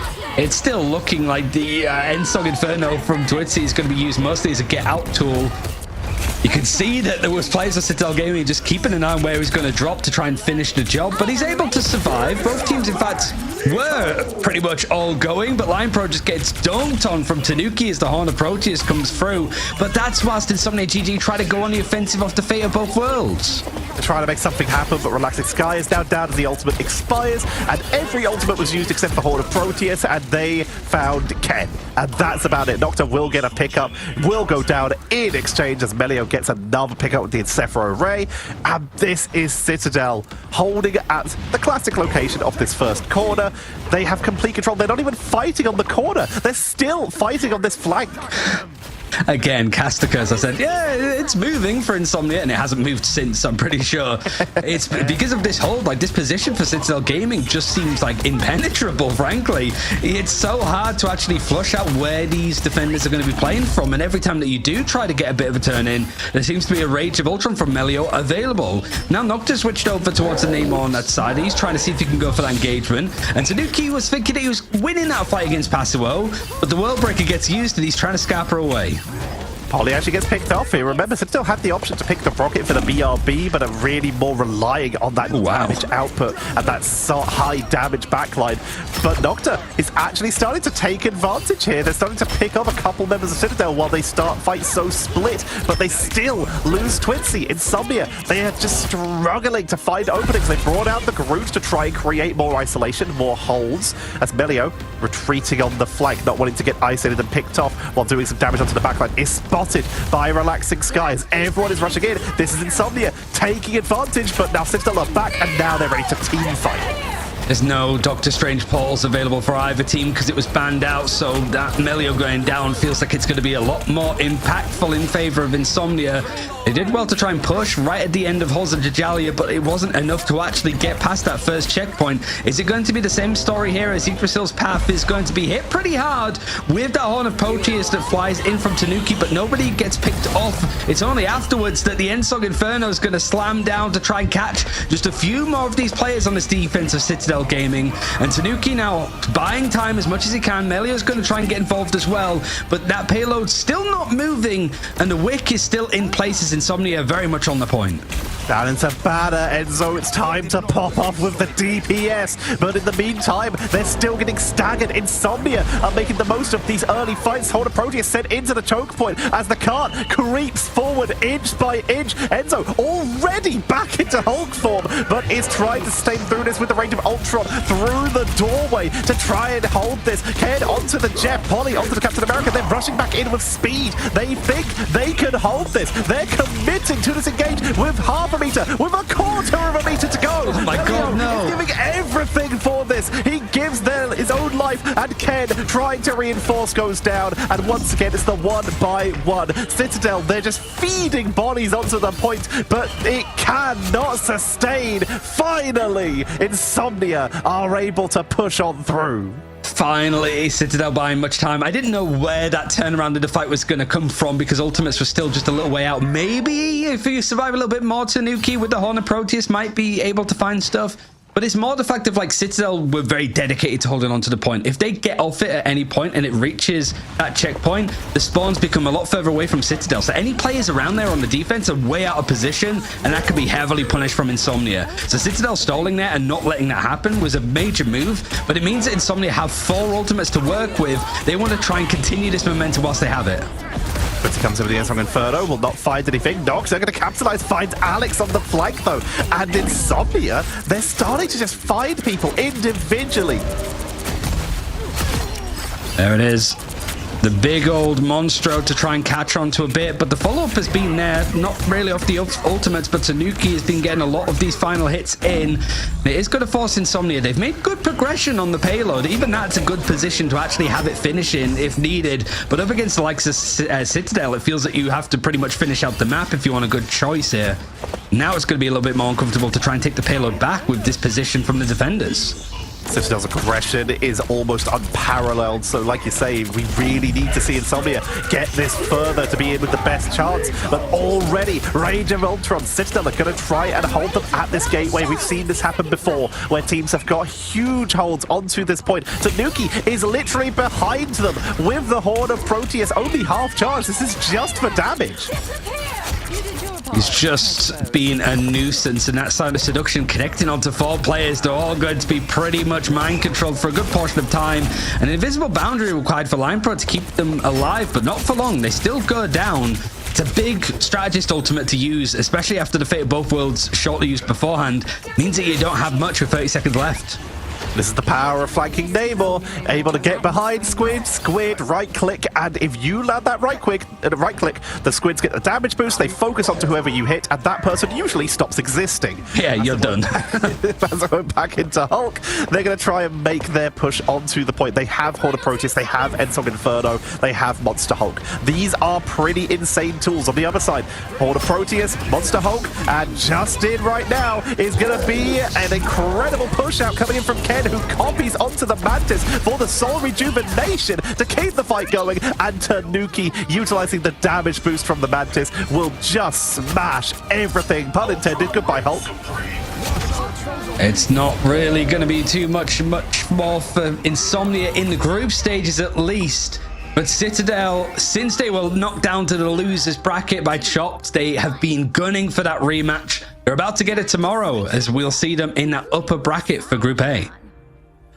This is looking pretty solid. Insomnia down to their last chance. If they don't get these points on the board, their spot is locked in. Second time into the group stage for Insomnia. They've already managed to match it. A lot of these players are incredible. A couple from the original Insomnia, a couple new people like Lime Pro coming in to prove that just how good they've been. And they're making waves. But it's time to make the biggest one you possibly can. Yeah. You need to hold Citadel. Ironically, with their name, they are a very aggressive team as opposed to a defensive team and are so hard to stop when pushes come in. Melio, for second, third time this stage, is finally being allowed to unleash off of a strategy and is being given the Punisher. I mean, that's what went so well when they played Central Park, and whilst I'm sort of getting ahead of myself, I would say, of like, this is going to be hard for Insomnia to full hold. They have had some really good defensive sides, certainly from like the bits that we saw like yesterday and stuff. Like, this is not a team that have gone quietly into the night in some of these engagements. But it's more a case of like, you're being tested. The macro and the theory seems good from Insomnia, but the execution of said theory, especially up against the Citadel, is not afraid to make quick changes that are going to throw you through a wobbly. This first fight, this first hold is everything for Insomnia. Forever onto the Captain America Passimo on the Venom. Even though they're going 3-0-3, they're going with a little bit of aggression to try and punish Citadel, who seems to just have that hyper carry on the backline. But so far, they haven't really been able to land any shots onto Tanuki. Melio's health bar has barely moved, as just overwhelming damage comes out. Nocta, Lime Pro both fall, but Lime Pro will return at the Battle Rebirth Beacon from that rocket, meaning they will be able to try and contest this at least a little bit more. Nocta can, of course, return themselves with the which they will choose to do so, but immediately Passimo goes down, and we're still just seeing Citadel picking them off one by one. This is better though. This feels a lot stronger from Insomnia. Like, yeah, sure, I think when it comes to eliminations, it's been outnumbered by a lot. But up until now, again, I feel like I'm just cursing this Insomnia team, because they were able to sort of stagger out those eliminations against them, that they could keep coming back into the fight, and then suddenly Citadel get free at once, and it starts to string together. Relaxing Sky does have the YAM amplifier, but how are you going to take this fight? Certainly with the group trying to block off this engagement, it means that you're seeing the Rocket having to sort of dip onto the point as quickly as possible, and Polly just takes him down in a moment. Got zapped by Tanuki on the way down as well. You know what happens to Raccoon when it's struck by lightning? Exactly the same thing that happens to everything else. Tanuki takes out Passimo on the retreat, and the hyper pressure being dropped by Enzo as they rush forward to try and stagger, to try and force Insomnia to not be able to get into that defense position, which means that cart could keep moving, and Citadel are trying to just take this with speed. Seeing a lot of emotes as well from Citadel. Comfortable, but with the Strangler Prison here, Polly still has tempo in his favor. Insomnia don't want to overstep, they don't want to be caught out, and at least they're forcing back this engagement. The group has to respect this. But is the Strangler Prison going to be used in this corner? He's thrown it down, but it's an instant response with the invisible barrier. It might not be enough though when the final judgment just cuts through that certain circle of fighting. Melio jumping up and down as well, just off the back of the Rocket Raccoon, I think was just able to get the bounce in, bounced up, and cleared up everybody on the side of Insomnia. Nobody's left. And here comes the Mega Hurricane, just in case anyone touches the point so that they take enough damage, but it's not even needed. Everyone was back in spawn, and that is a convincing Citadel 3-0 in this series. They move on for the run back. Yeah, now actually going up against Chopped. Bit of revenge on the cards, a full best of 5.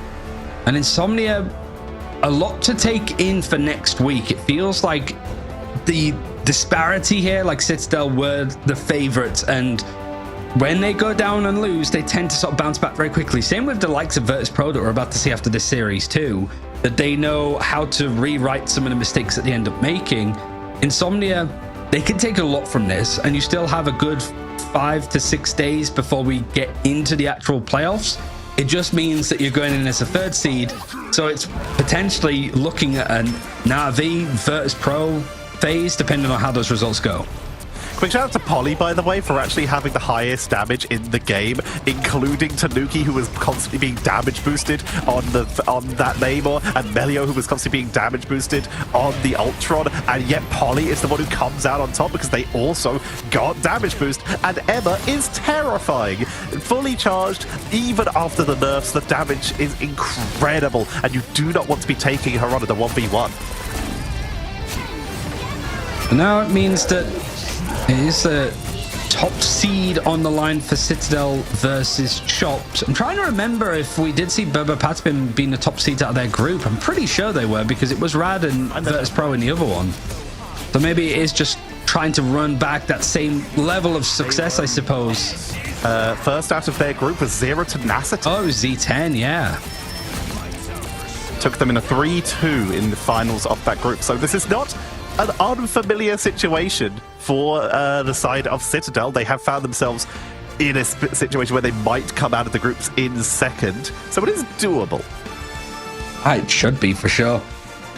But I think that Chop team is looking, honestly, Atlanta ready. It's just a bit of luck in some places, but a good series, the good sort of meta drafts, and, you know, a bracket to go your way where you can avoid playing Virtus Pro, Navi, and potentially Citadel Gaming in the losers bracket, whichever it might be. You have a good chance of getting there. So I do think that this seeding game there's a lot on the line, despite the fact that it is just for seeding. It feels like it's going to be a statement for Chopped if they can make it 2 for 2, or whether Citadel Gaming can regain control of this group and make sure that they come out the top dog out of this one. We have found ourselves in an extremely frustrating position as a region once again. Last stage, we looked at it and we were like, okay, 3, maybe 4 teams could go. Realistically, it ended up being 3, but we only have 2 spots. This stage, it feels like 4, maybe 5 could go, and we only have 3 spots. So no matter what, we're still going to miss out on some of our amazing talent at this international event. I would love to see all of the teams in playoffs get their chance at that global finals, but it's going to come down to the best of the best. And like you say, your position in that playoffs bracket is so important to maximize your chances. Yeah, and it really is going to be a case of like taking those playoff games a game at a time, which is why I'm not too worried about Insomnia like after this, because again, I feel like there's a lot to take from how Citadel played this, what their response was to your drafts and stuff, what you can do elsewhere, and actually just a lot of things that went wrong in some of those team fights that felt that they were very one-sided in favor of Citadel. But also, there was a lot of great picks for Insomnia. It's just the follow-up. How do you turn a pick into progression onto a point, an extra couple of meters on the payload? How do you turn it into a win condition? That felt a little bit too hard for Insomnia to get anything out of it today. But they now have the chance to go away. They don't play again at any point in these in the group stages. They now have the entire rest of this week and the beginning of next week to go and prepare. I say the rest of this week. They have tomorrow and the beginning of next week. One day. To practice, to just work out any of the kinks in their strategies and be prepared for those playoffs. And they can watch today and tomorrow's games to work out who they're going to be up against. So they're in that situation now where it's scouting time. Speaking of scouting, though, Citadel are going to be doing the same. They will have 100% been doing their research. They already seem to know, if you listened to the interview yesterday, what they think went wrong against Chopped. Chopped, though, they have had much more time to continue to watch how Citadel are playing. Yeah, I think the main thing that kept coming up from the interviews from Citadel was we just didn't play well on the day, which, if I remember correctly, is what they did say a lot at Guangzhou in the mid-season finals. Like, we know that we're better than this. We just played poorly in those actual series, which I get. Sometimes it is just like, it is what it is. On the day, you're just the worst team.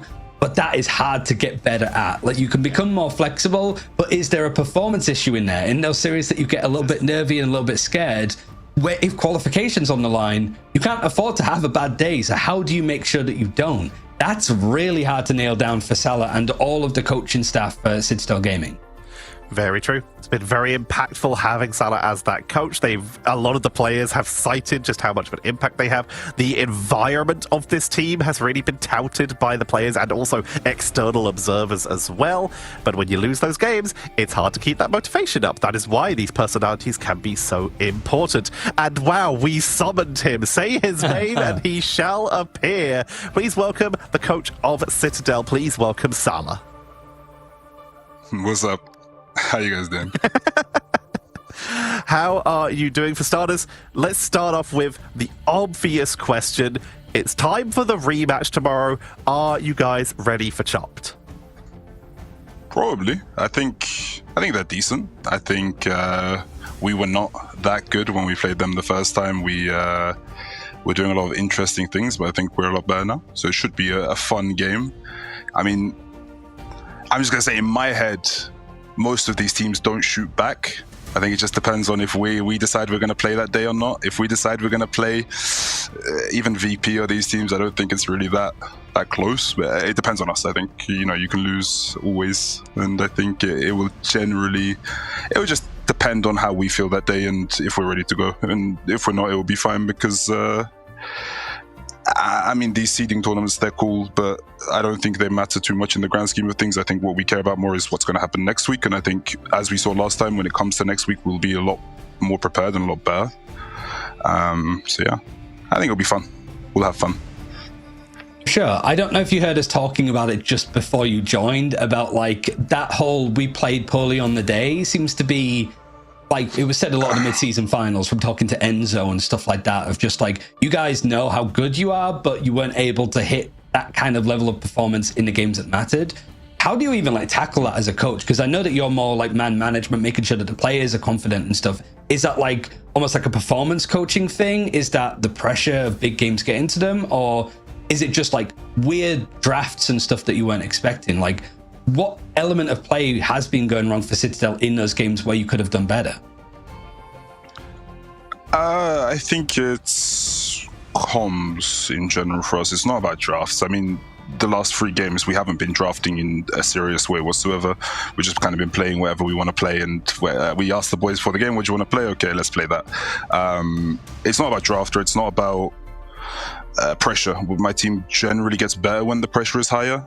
Compared to other teams, I think it's more so consistency with comms and consistency with how we want to play the game. Sometimes we get into the habit of losing sight of what's important in a game, and that's why you can have games. If you go watch back like stage 1, we had games against certain teams where we were dominating them the whole game and we still lose the game because we don't focus on the objective of the game. We focus on just killing them all, and we're really good at killing them all. We're really good at just completely mechanical diffing everybody, but sometimes we do lose sight of the actual game itself. So I think it's more so that it's a little bit of consistency when it comes to just finishing out games and knowing how to, again, finish a game.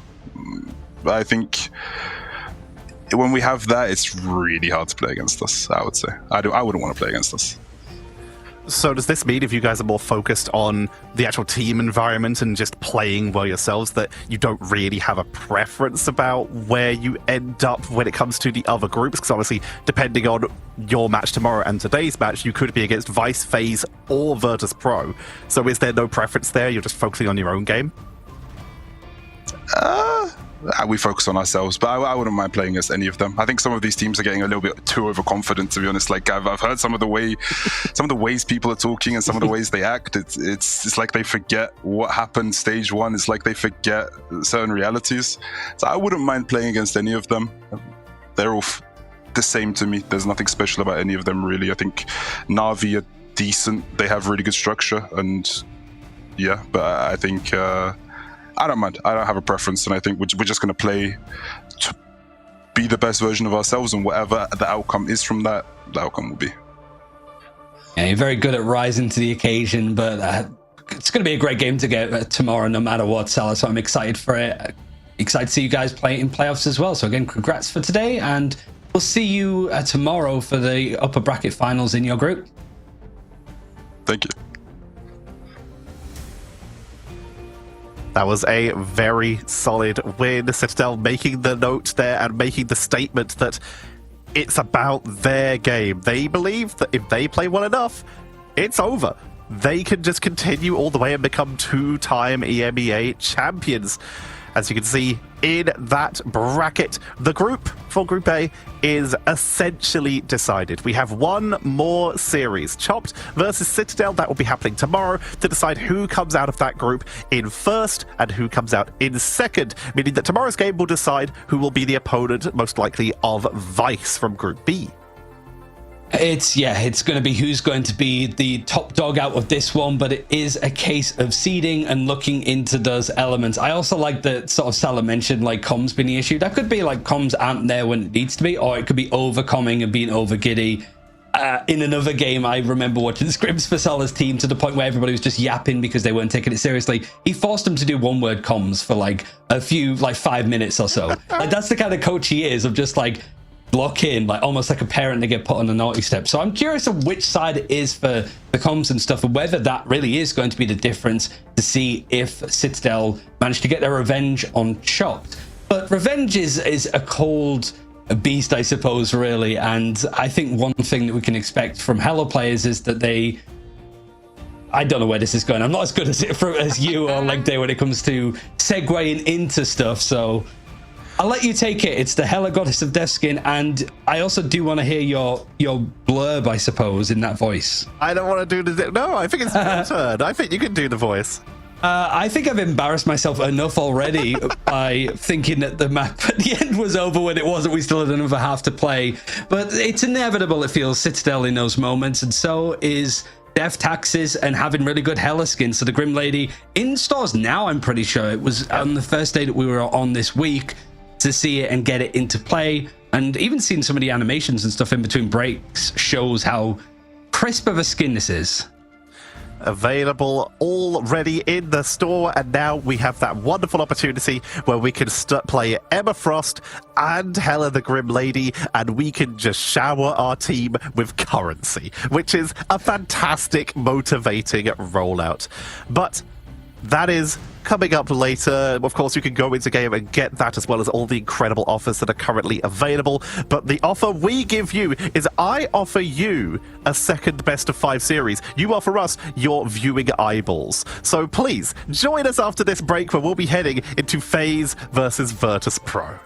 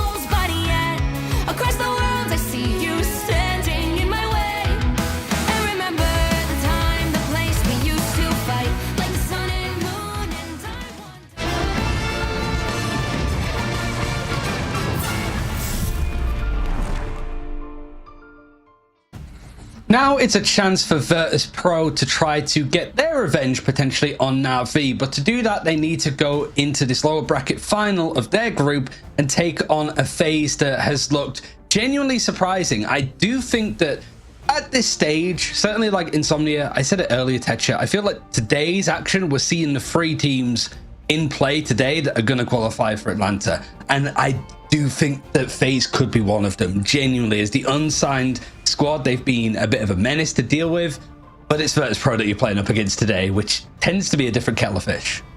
We're definitely going to see at least some of those qualifying teams, surely, throughout these games, because EMEA champions and also EMEA champions we have from Ignite and multiple-time MRCs, including this team.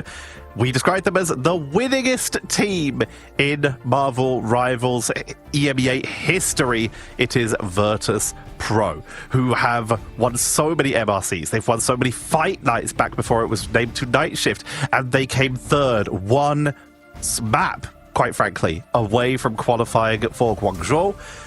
They are here for revenge. They need the run back. They need to represent EMEA on that global stage. And for Virtus Pro, the most frustrating thing, I suppose, about them realistically is just the fact that when they're the better team, it's very one-sided. They're never really pushed. But playing up against Na'Vi yesterday, there were some really close moments, but it was pretty much just Na'Vi in full control there. It feels that it is the kind of dumpster or get dumpstered case for Virtus Pro against these other top teams, but it is also a seeding game, so they're not really wanting to show too much other than a character that we're seeing a lot at the moment. But not from Virtus Pro, and that is the point I wanted to bring up with this, that overall, you might be confused by these numbers at least a little bit. The total pick rate is every opportunity that a team has had to pick it, so this is basically double the amount of maps we had up until this morning before the games that were previously played, aka 106, aka 53 maps, with 2 teams in each map. We have seen a 65.72% pick rate for Star-Lord. Virtus Pro have picked him once. They just aren't leaning that way, despite so many other teams moving over to Peter Quill. And it's interesting because I feel like Star-Lord is in the wheelhouse of both Fire and Sparker. Yeah. There tends to be like more for them, a little bit more of a defined role of what they're playing duelist-wise. With Fire being more on the sort of flying character, Sparker being on hit scan, but Star-Lord is kind of both to an extent. Yeah. He's very versatile, which is why he is so popular, so you're right. Whether it's a case of focusing weird drafts for triple strategist and stuff, it could be a little bit of a difference. But going up against FaZe, this is a squad that individually some of these players you might recognize, but the way that they've come together and started to build on what this team is capable on, that's been the really exciting thing about this squad. And certainly like the duelist line has been scary, menacing, and Virtus Pro have to respect it. For sure, but also the Vanguards have been making a huge difference. Winnie has been playing out of their mind on Invisible Woman every time they've been able to get it, and we cannot underestimate Oasis, who's had multiple great performances throughout all of Ignite, Stage 1 included. FaZe have consistently performed beyond people's expectations. Along with maybe I'd say Vice, they have probably been the most underestimated teams in Ignite up to these dates. But the fact is, they're here, they're still winning, and they're still progressing onto these to the playoffs. They could go even further if they are able to get that solid matchup versus Virtus Pro. I think it would be a hell of a statement to actually just do some damage to Virtus Pro. I don't think they have to win this series. If you can take a map or two, that's enough confidence to take into playoffs next week when it matters. And we sort of saw from what Salah was saying that they were taking their drafts seriously, which their drafts have been effectively the same all the way through. So it feels to me that like there's some change that's about to happen. But for all of the teams so far, they don't want to be the first to reveal it. That's my suspicion. Well, we will have to see. Well, if they were planning on hiding stuff, then these hovers would certainly do it, but realistically, most of these are not making it out of spawn. So, let's have a look as we begin on building T'Challa. We start off with the double ban. Mantis has been banned pretty consistently by a lot of these teams, and that will continue with Virtus Pro. FaZe taking the risk. They start off with the Jeff ban that we have seen being played pretty often by the side of Virtus Pro as of this stage. Been one of their main things to go towards. The FaZe They want the one-sided Jeff if they can sort of help it. And the Ultron being taken out for Virtus Pro. I don't think their drafts have been too shocking or surprising realistically. I guess one thing about it that try to double check with FaZe is Domination is always the first map, but we haven't seen them play Convoy at all yet. So we're going to see that no matter what today. We've also not seen Convergence from Virtus Pro because they've either won the series 2-0 or lost 0-2. So we're going to have to see some new maps and some new comps for both these teams eventually. Now we've seen the Ultron one-sided protected by Virtus Pro, of course, as a little bit of a counter towards that Jeff. Try and ping them from the sky before they escape with your team. And that is going to open up the opportunity for FaZe to ban out the Mantis, meaning we will not be seeing that damage boost from either side. The Adam Warlock taken out by Virtus Pro. This is something that Sparker could play pretty effectively here, but Sparker is also the player who would often play that Ultron. So interesting to see them lead that way at least a little bit if they wanted to try and protect it. Whereas for FaZe, they take out the Human Torch, wanting to prevent that sky domination. Yeah, Virtus Pro, it's been pretty strategic focused, but that again seems to be the natural thing that they go for. And certainly on Domination, because for the first bans, for example, it's Mantis most of the time, unless it's Convergence where it's Emma Frost, because obviously there's a lot more focus that goes in on to moving payload. Speaking of which, just taken out right at the breadth there from FaZe. And final protect for them here. They obviously can't protect Ultron or Mantis or Adam, meaning they're really limited when it comes to the Jeff. And here comes the Star-Lord. As we mentioned, it's massively jumped up in priority. FaZe certainly not afraid to be bringing that in. Could ban out the Venom because you know there's a Jeff on the other side, but instead wanted to make sure that the bans on Emma Frost are mirrored no matter what. This is an interesting challenge for FaZe to deal with. I think they might have ran into Virtus Pro at some point in the bracket of MRC, but it might have just been... They got caught just short, I believe. Just short because it's Alcancea instead, yeah. But we saw them like in quick succession. A good finish, I think, for FaZe overall in that tournament. And Virtus Pro winning another winningest on the MRC runs to continue that on. But here, they want to sort of win out on the group, and to get to their revenge of Na'Vi, they need to fight up this opponent of FaZe in front of them in a full best of 5. So like I said before, Techa, we're going to be seeing a lot of new stuff for Stage 2 for both these teams. Lots of new, but lots of the same. Some very familiar things, and that is, for example, just how good both these teams have in terms of players who play Doctor Strange, heroes to reinforce onto the objective if you start to get close to that 99% onto the point.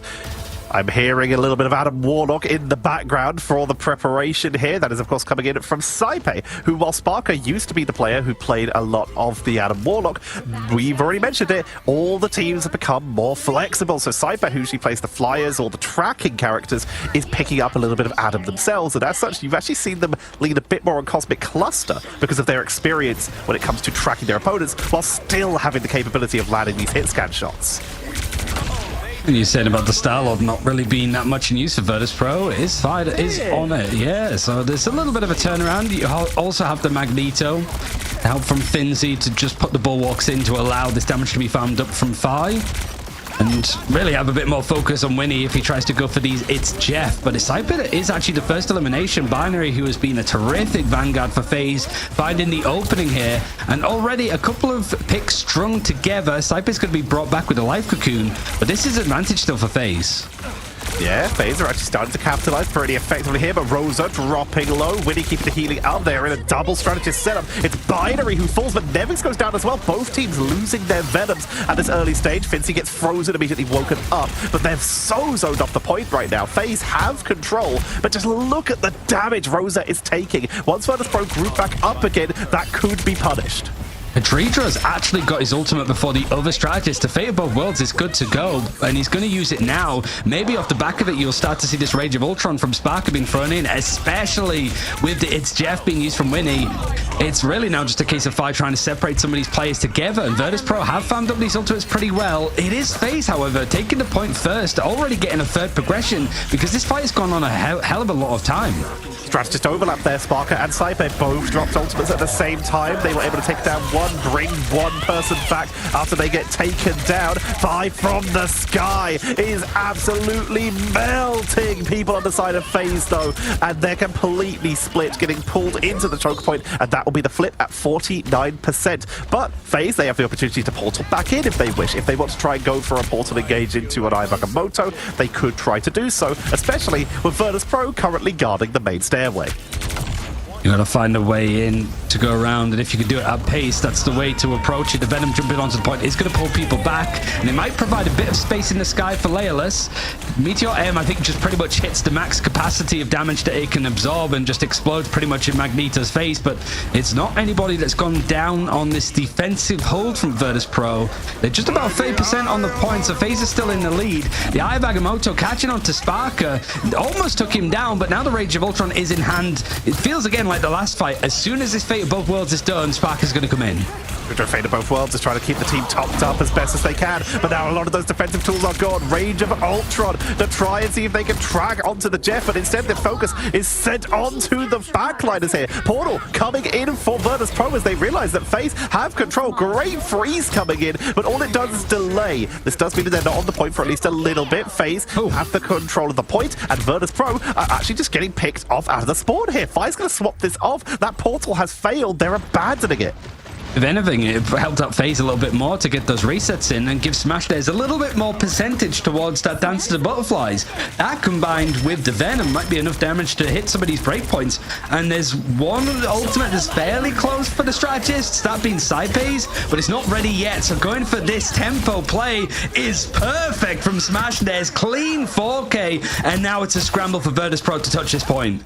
The classic one-shot combo here, going in for the Feast of the Abyss with the Dance of the Butterfly. Either the Dance of the Butterfly weakens them enough for the Feast of the Abyss to finish them off, or the Feast of the Abyss weakens them up for a last slash from Dance of the Butterfly to pick them off as well. And that is FaZe taking the first round of the first map versus Virtus.pro.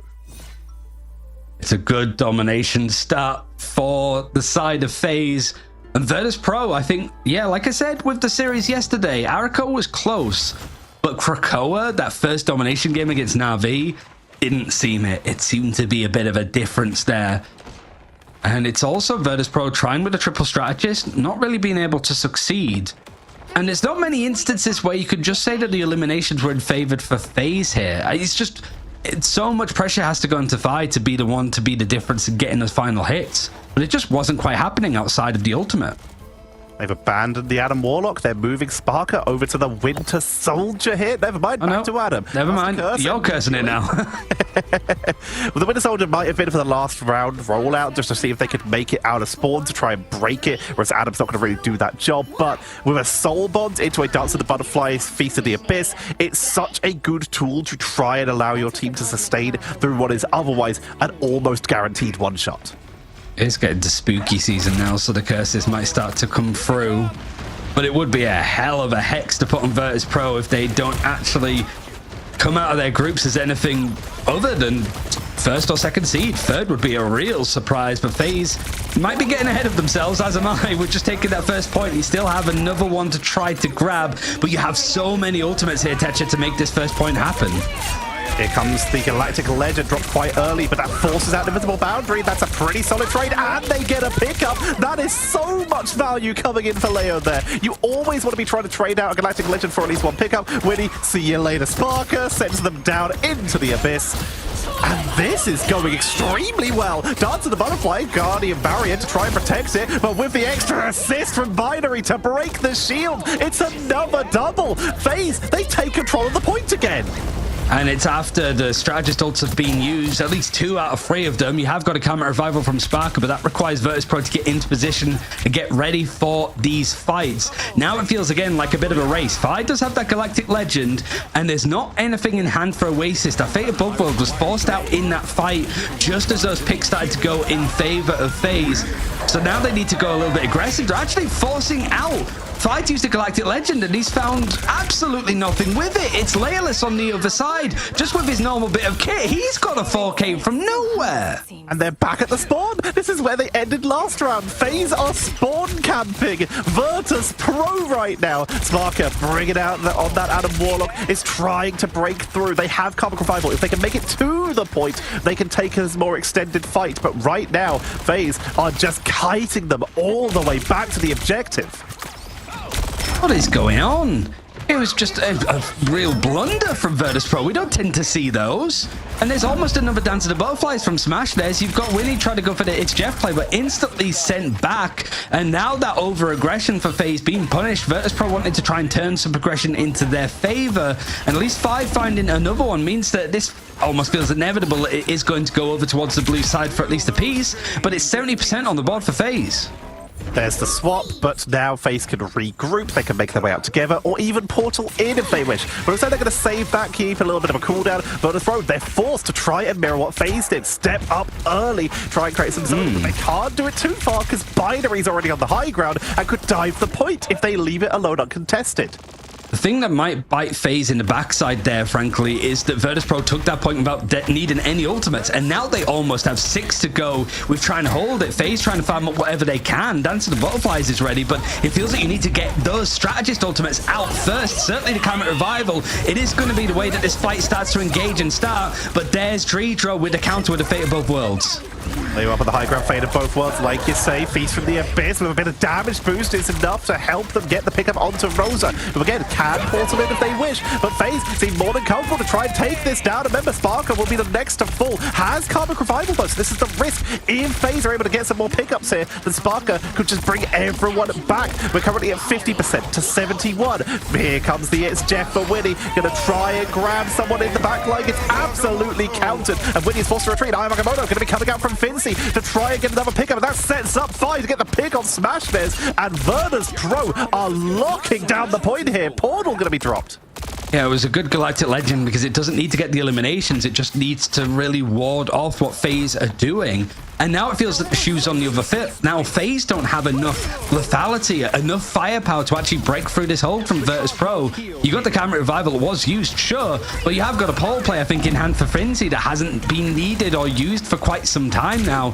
He's going to try and drop down, and the ultimates needed to be farmed up. Ayabagamoto used on the other side, and it's just too much damage, so one of the Vanguards goes down, and Smashness is there to clean up house.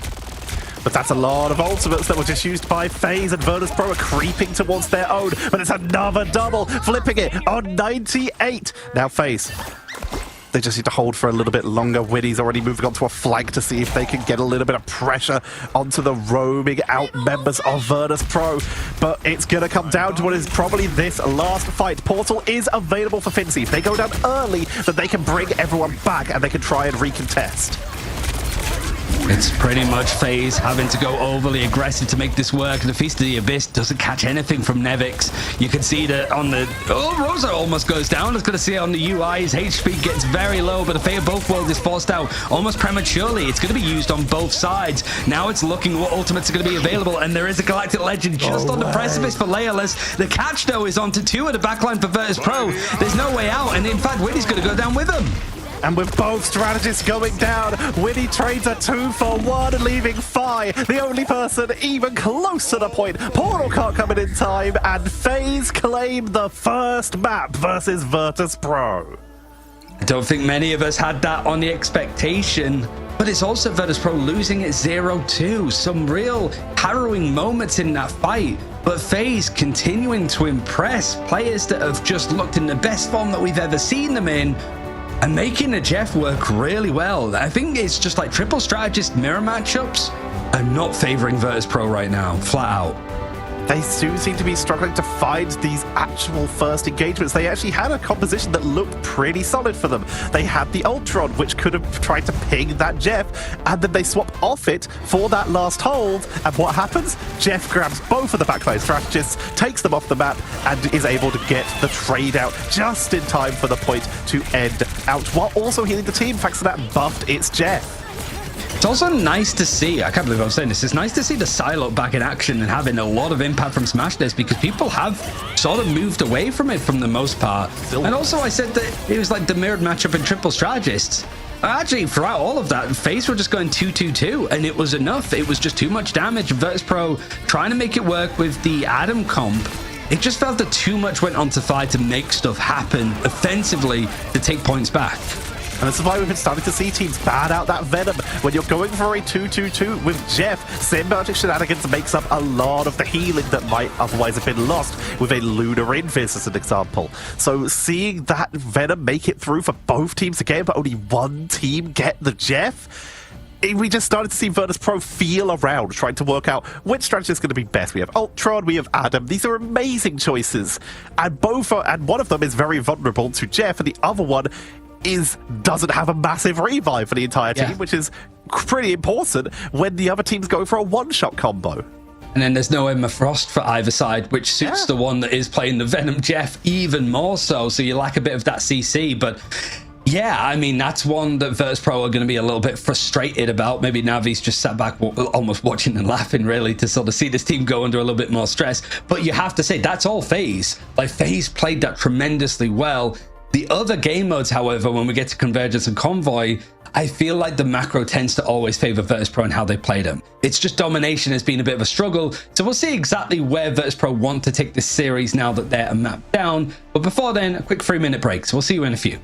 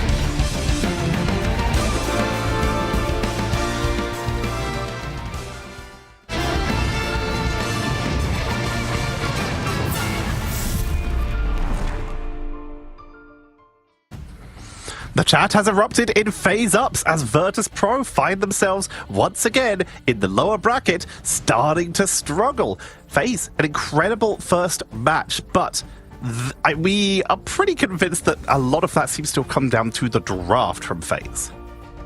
To an extent, I feel like it's more... We're seeing a lot of teams really over-focus on triple strategists, but there's some that are starting to show up and go, 2-2 is fine. Honestly, 2-2, especially for underdog teams to just go for that, it puts more pressure on the strategists because there's one less of you to keep everybody alive. But it also means that you just have a little bit more going in your favor, especially when you have Starlord, Psylocke. They're two ultimates that you basically go, okay, if we can force out like a Fate of Both Worlds and Invisible Boundary, as soon as they're done, we have two ultimates now that we can use to try to clean house. For Virtus Pro on the back foot, there's typically only one map that they like to take people, that being Araco. Unfortunately, it didn't work out for Na'Vi yesterday, but it's a risk as well because we've not seen FaZe play much on this map other than when we saw, I was going to say them play the Angela, but it wasn't them on this map actually, it was another team. This is the first convoy that we've seen a FaZe played so far this stage. Yeah, they've been avoiding it pretty effectively up to this point, but finally will be forced to head in there. They've been playing, like you say, a pretty significant amount. No, they have played one convoy. They played Spider Islands on their fourth match that they played so far. So they have played one whole convoy up until this point. Now, for the draft, it's looking a little bit different for FaZe. The Invisible Woman, Ultron, Jeff being one-sided, not quite because it's actually protected from Virtus Pro, but they make sure to take out the Emma Frost, which, like I said before, it's either a Jeff ban that comes in or an Emma Frost one. Makes sense for Emma Frost being convoy. FaZe instantly know that pivot of like, it's either they go for Jeff, Emma, they ban out the Emma, we go for the Jeff. Jeff's on both sides. Potential for a one-sided Ultron from FaZe if they want to double down onto that, but so far we've already seen them been leading into a 2-2-2 like you did say.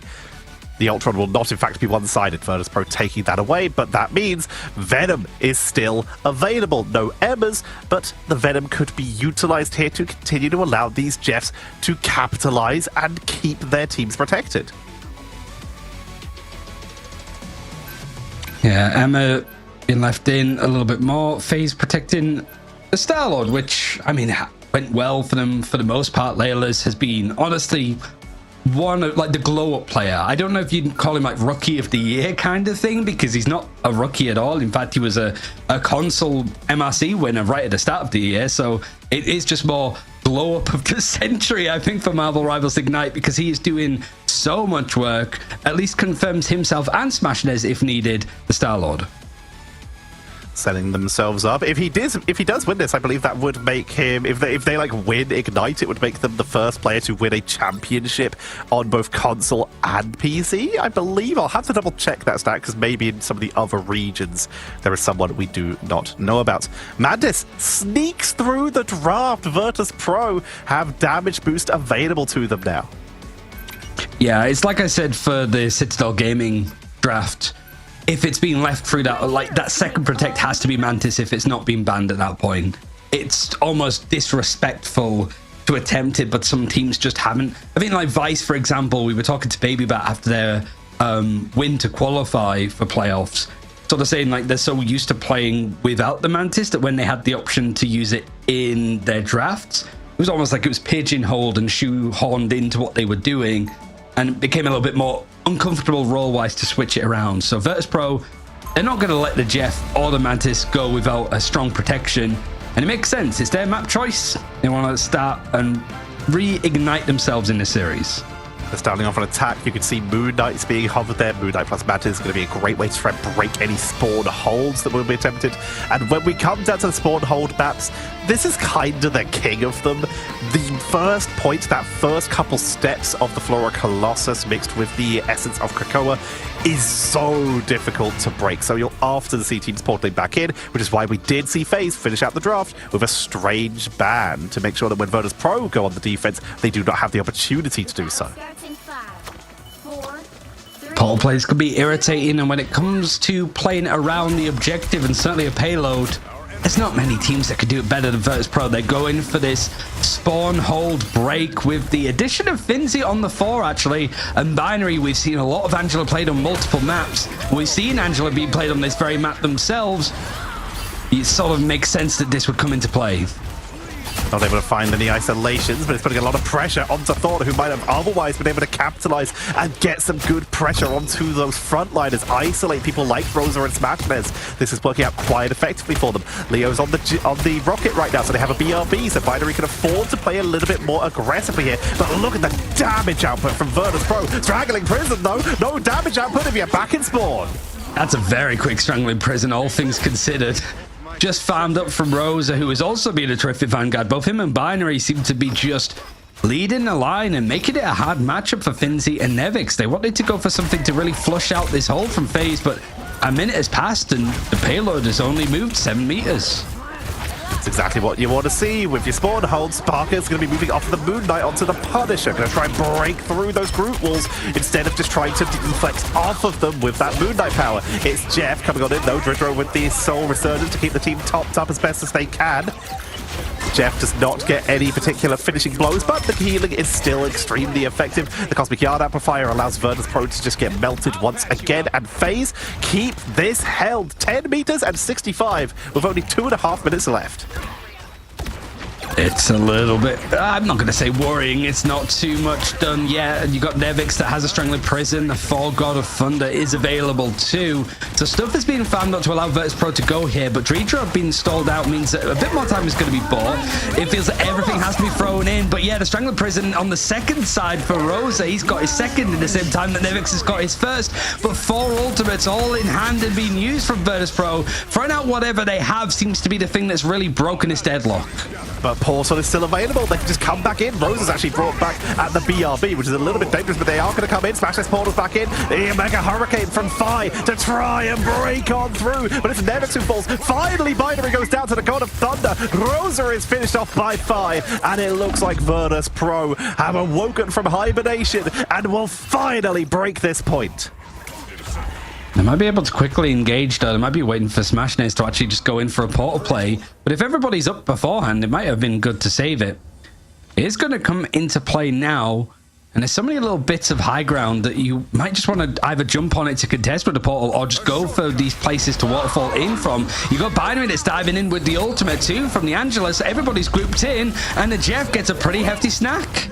But is immediately blown up by Phi. The power of Flyers. Binary, though, very close to that environmental annihilation point if they can push them into the pit. But they don't need to, as it's just melee with the axes to burst on through this first point. Now they come in. Sparker is taken out of position and is going to be staggered from the rest of Virtus Pro. Point 1 continues to be held, but that car got some good distance. It's weird. It almost feels like you could flip the team names around. I haven't seen Virtus Pro being full health before on this first point.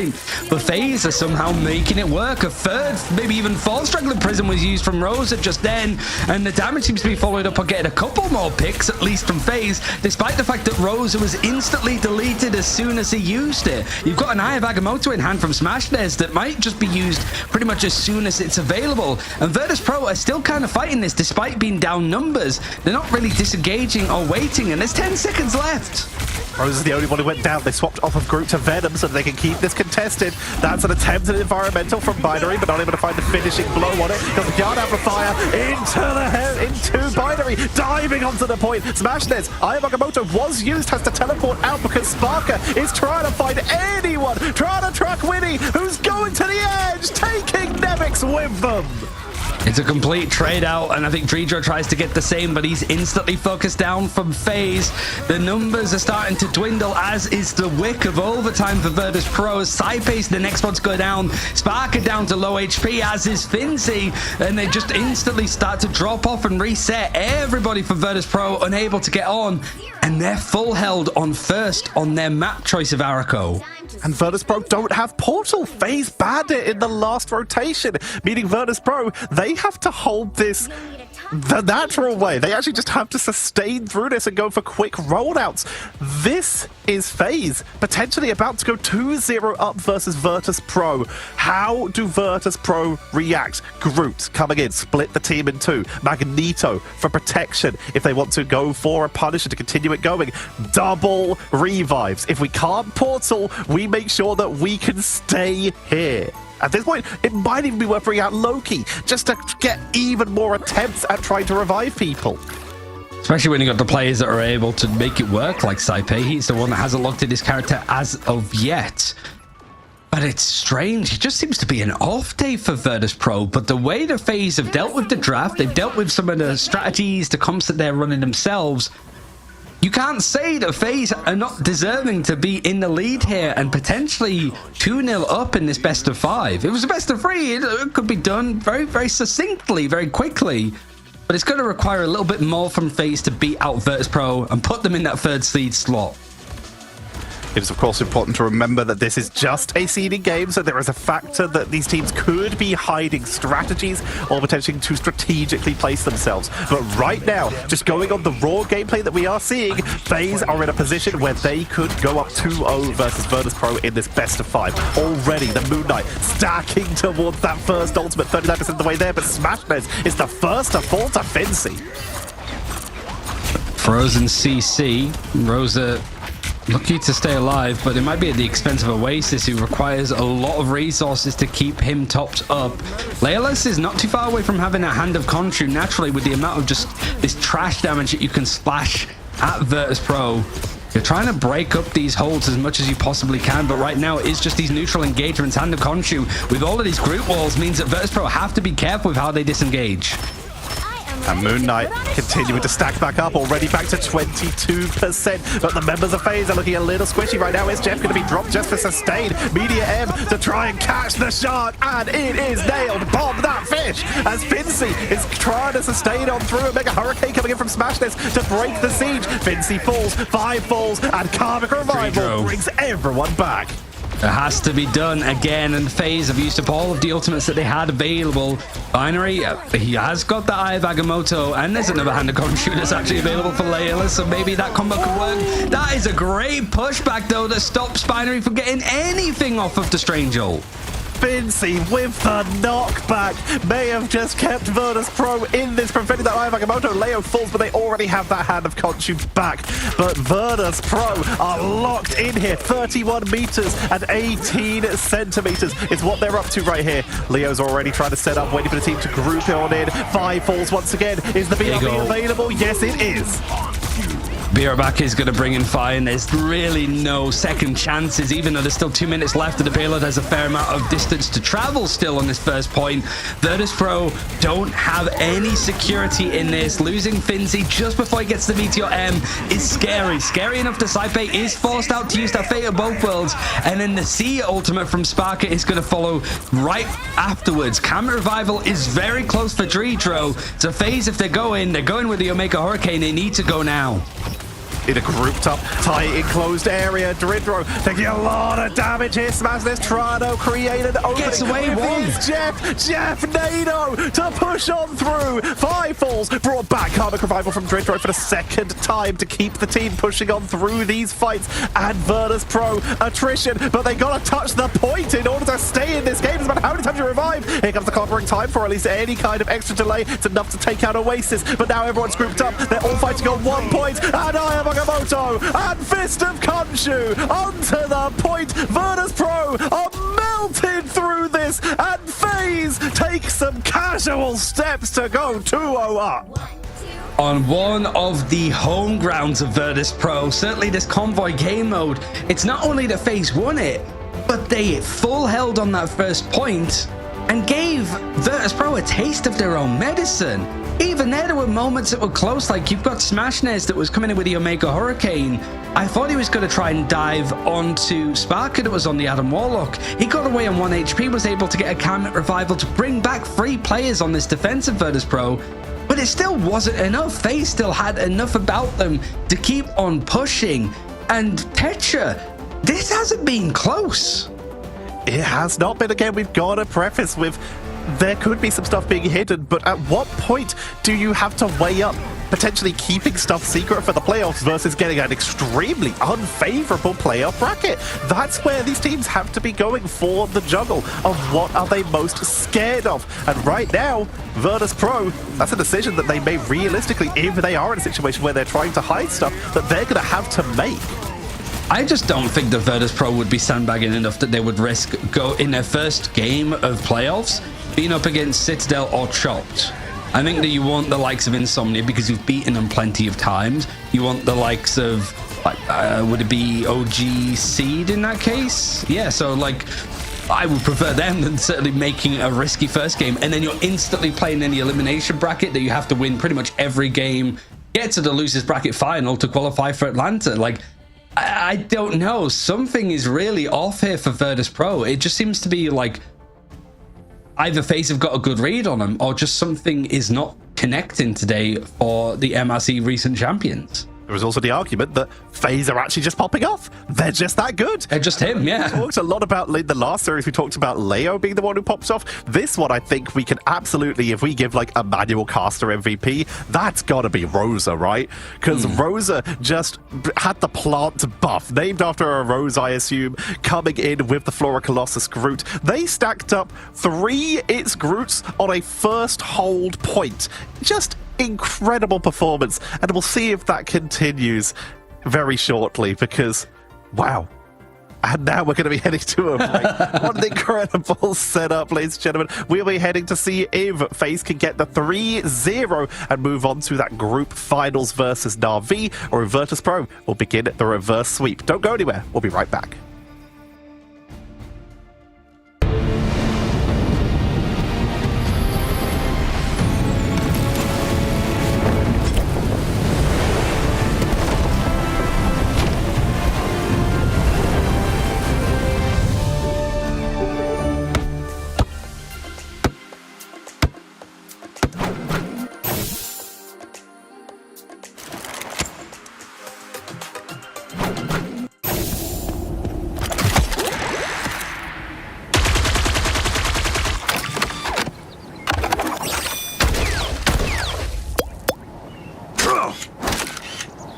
Smoke screen! I'm hunkering down.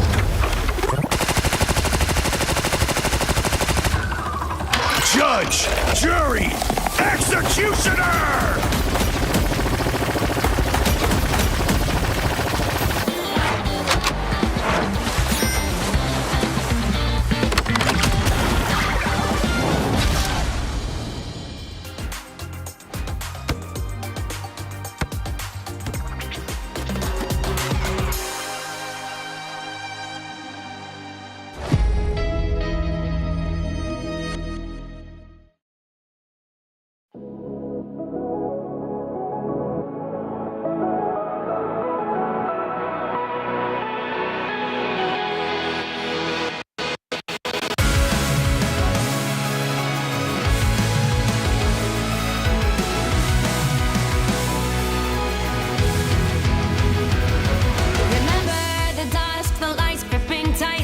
Trapping all those fighting souls, but yet across the world I see you standing in my way. And remember the time, the place we used to fight like the sun and moon. And I wonder if ever there was a time that we were friends. The night has fallen, shadows looming, and yes, that time has come for me to seek you out. We are set now for our last reunion. Break the chains, find your way, come fight me.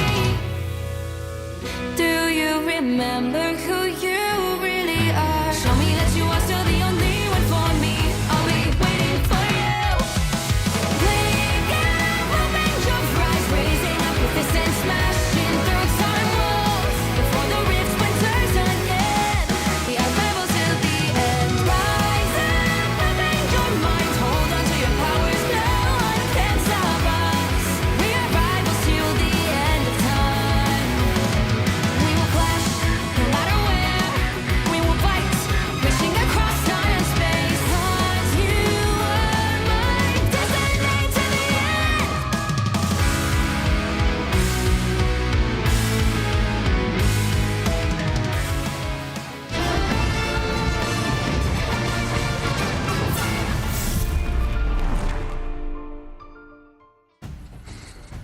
I don't think there's been many instances ever that Virtus Pro have lost 4 maps in a row.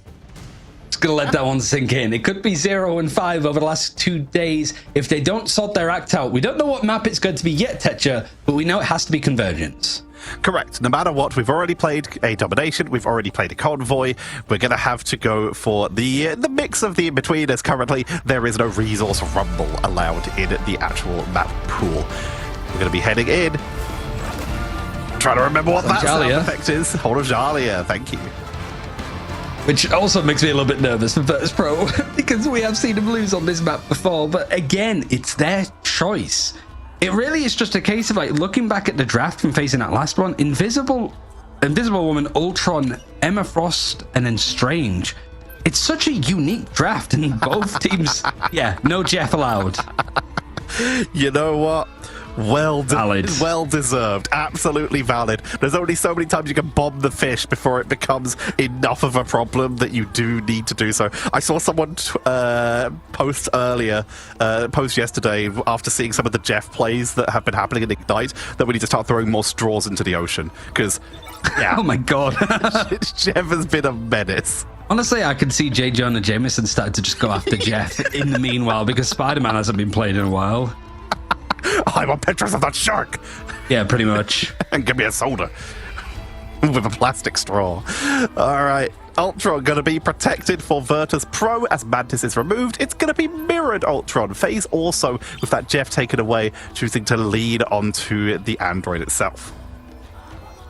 It feels, again, yeah, Mantis, it would have been my sensible suggestion, really. Because whilst there wasn't really too much Mantis in play for Virtus Pro last time, like, even though they had it available, it just seems to be the right kind of approach, especially when it's like the Jeff is already out. You can go for the Adam now, which is what you do. You might be able to get one-sided Adam at this rate. In fact, it's definitely possible, but you are also attacking first if you're Virtus Pro, so is that something that you want to do, especially going up against a one-sided torch? With Ultron already on the board, the aerial domination is now secured by FaZe, giving themselves the torch and the Ultron. They now control the skies. Virtus Pro, they don't have a lot of options to deal with that. They're just going to have to go from some ground-to-air combat with stuff like Namor, with stuff like, of course, the Ultron going to be doing some good damage, and, of course, Phoenix, something that they have lent on extremely effectively up to now. I do like the Luna Band, though. I do think that like Oasis has found a lot of value with it, and the protection onto the Star-Lord means that you have got probably the best option at dealing with that aerial threat the FaZe have really built around. Star-Lord, one of the best duelist in the term of actual descriptors as opposed to the terms for categories in game. Star-Lord is so good at 1v1s because 1, they have invulnerability frames, and 2, those invulnerability frames give them bonus health, meaning that when you enter into a 1v1 for Star-Lord, if they can time their abilities right, they'll almost always 1v1 you. And the Hulk ban at the end, I do feel like if we do see FaZe even taking this series, granted, it's seeding, granted, it's not the team that taking it seriously, it's just they're going to take the playoff qualifying games for Atlanta much more seriously is probably the best way to describe it. I gotta give the roses, or the roses, I suppose, to FaZe when it comes to their drafts, because their drafts are mechanically perfect. It just feels like sometimes you look for a draft and go, oh, they didn't ban out Hulk here, you know, so Namor, Hulk, just, oh, that's the obvious thing that they're going to go for. That could end up shafting you in the future. But it's the fact that, you know, they take and focus Invisible Woman, Ultron, they go for the Emma, which is really popular on Convoy, and then take out the Strange at the end. It's like the icing on the cake, and I think that Hulk ban right at the end from FaZe could be the very same thing. Could be one of the reasons that they take this series in the losers bracket 3-0, but Virtus Pro, they're attacking first. They gotta show a little bit more bite.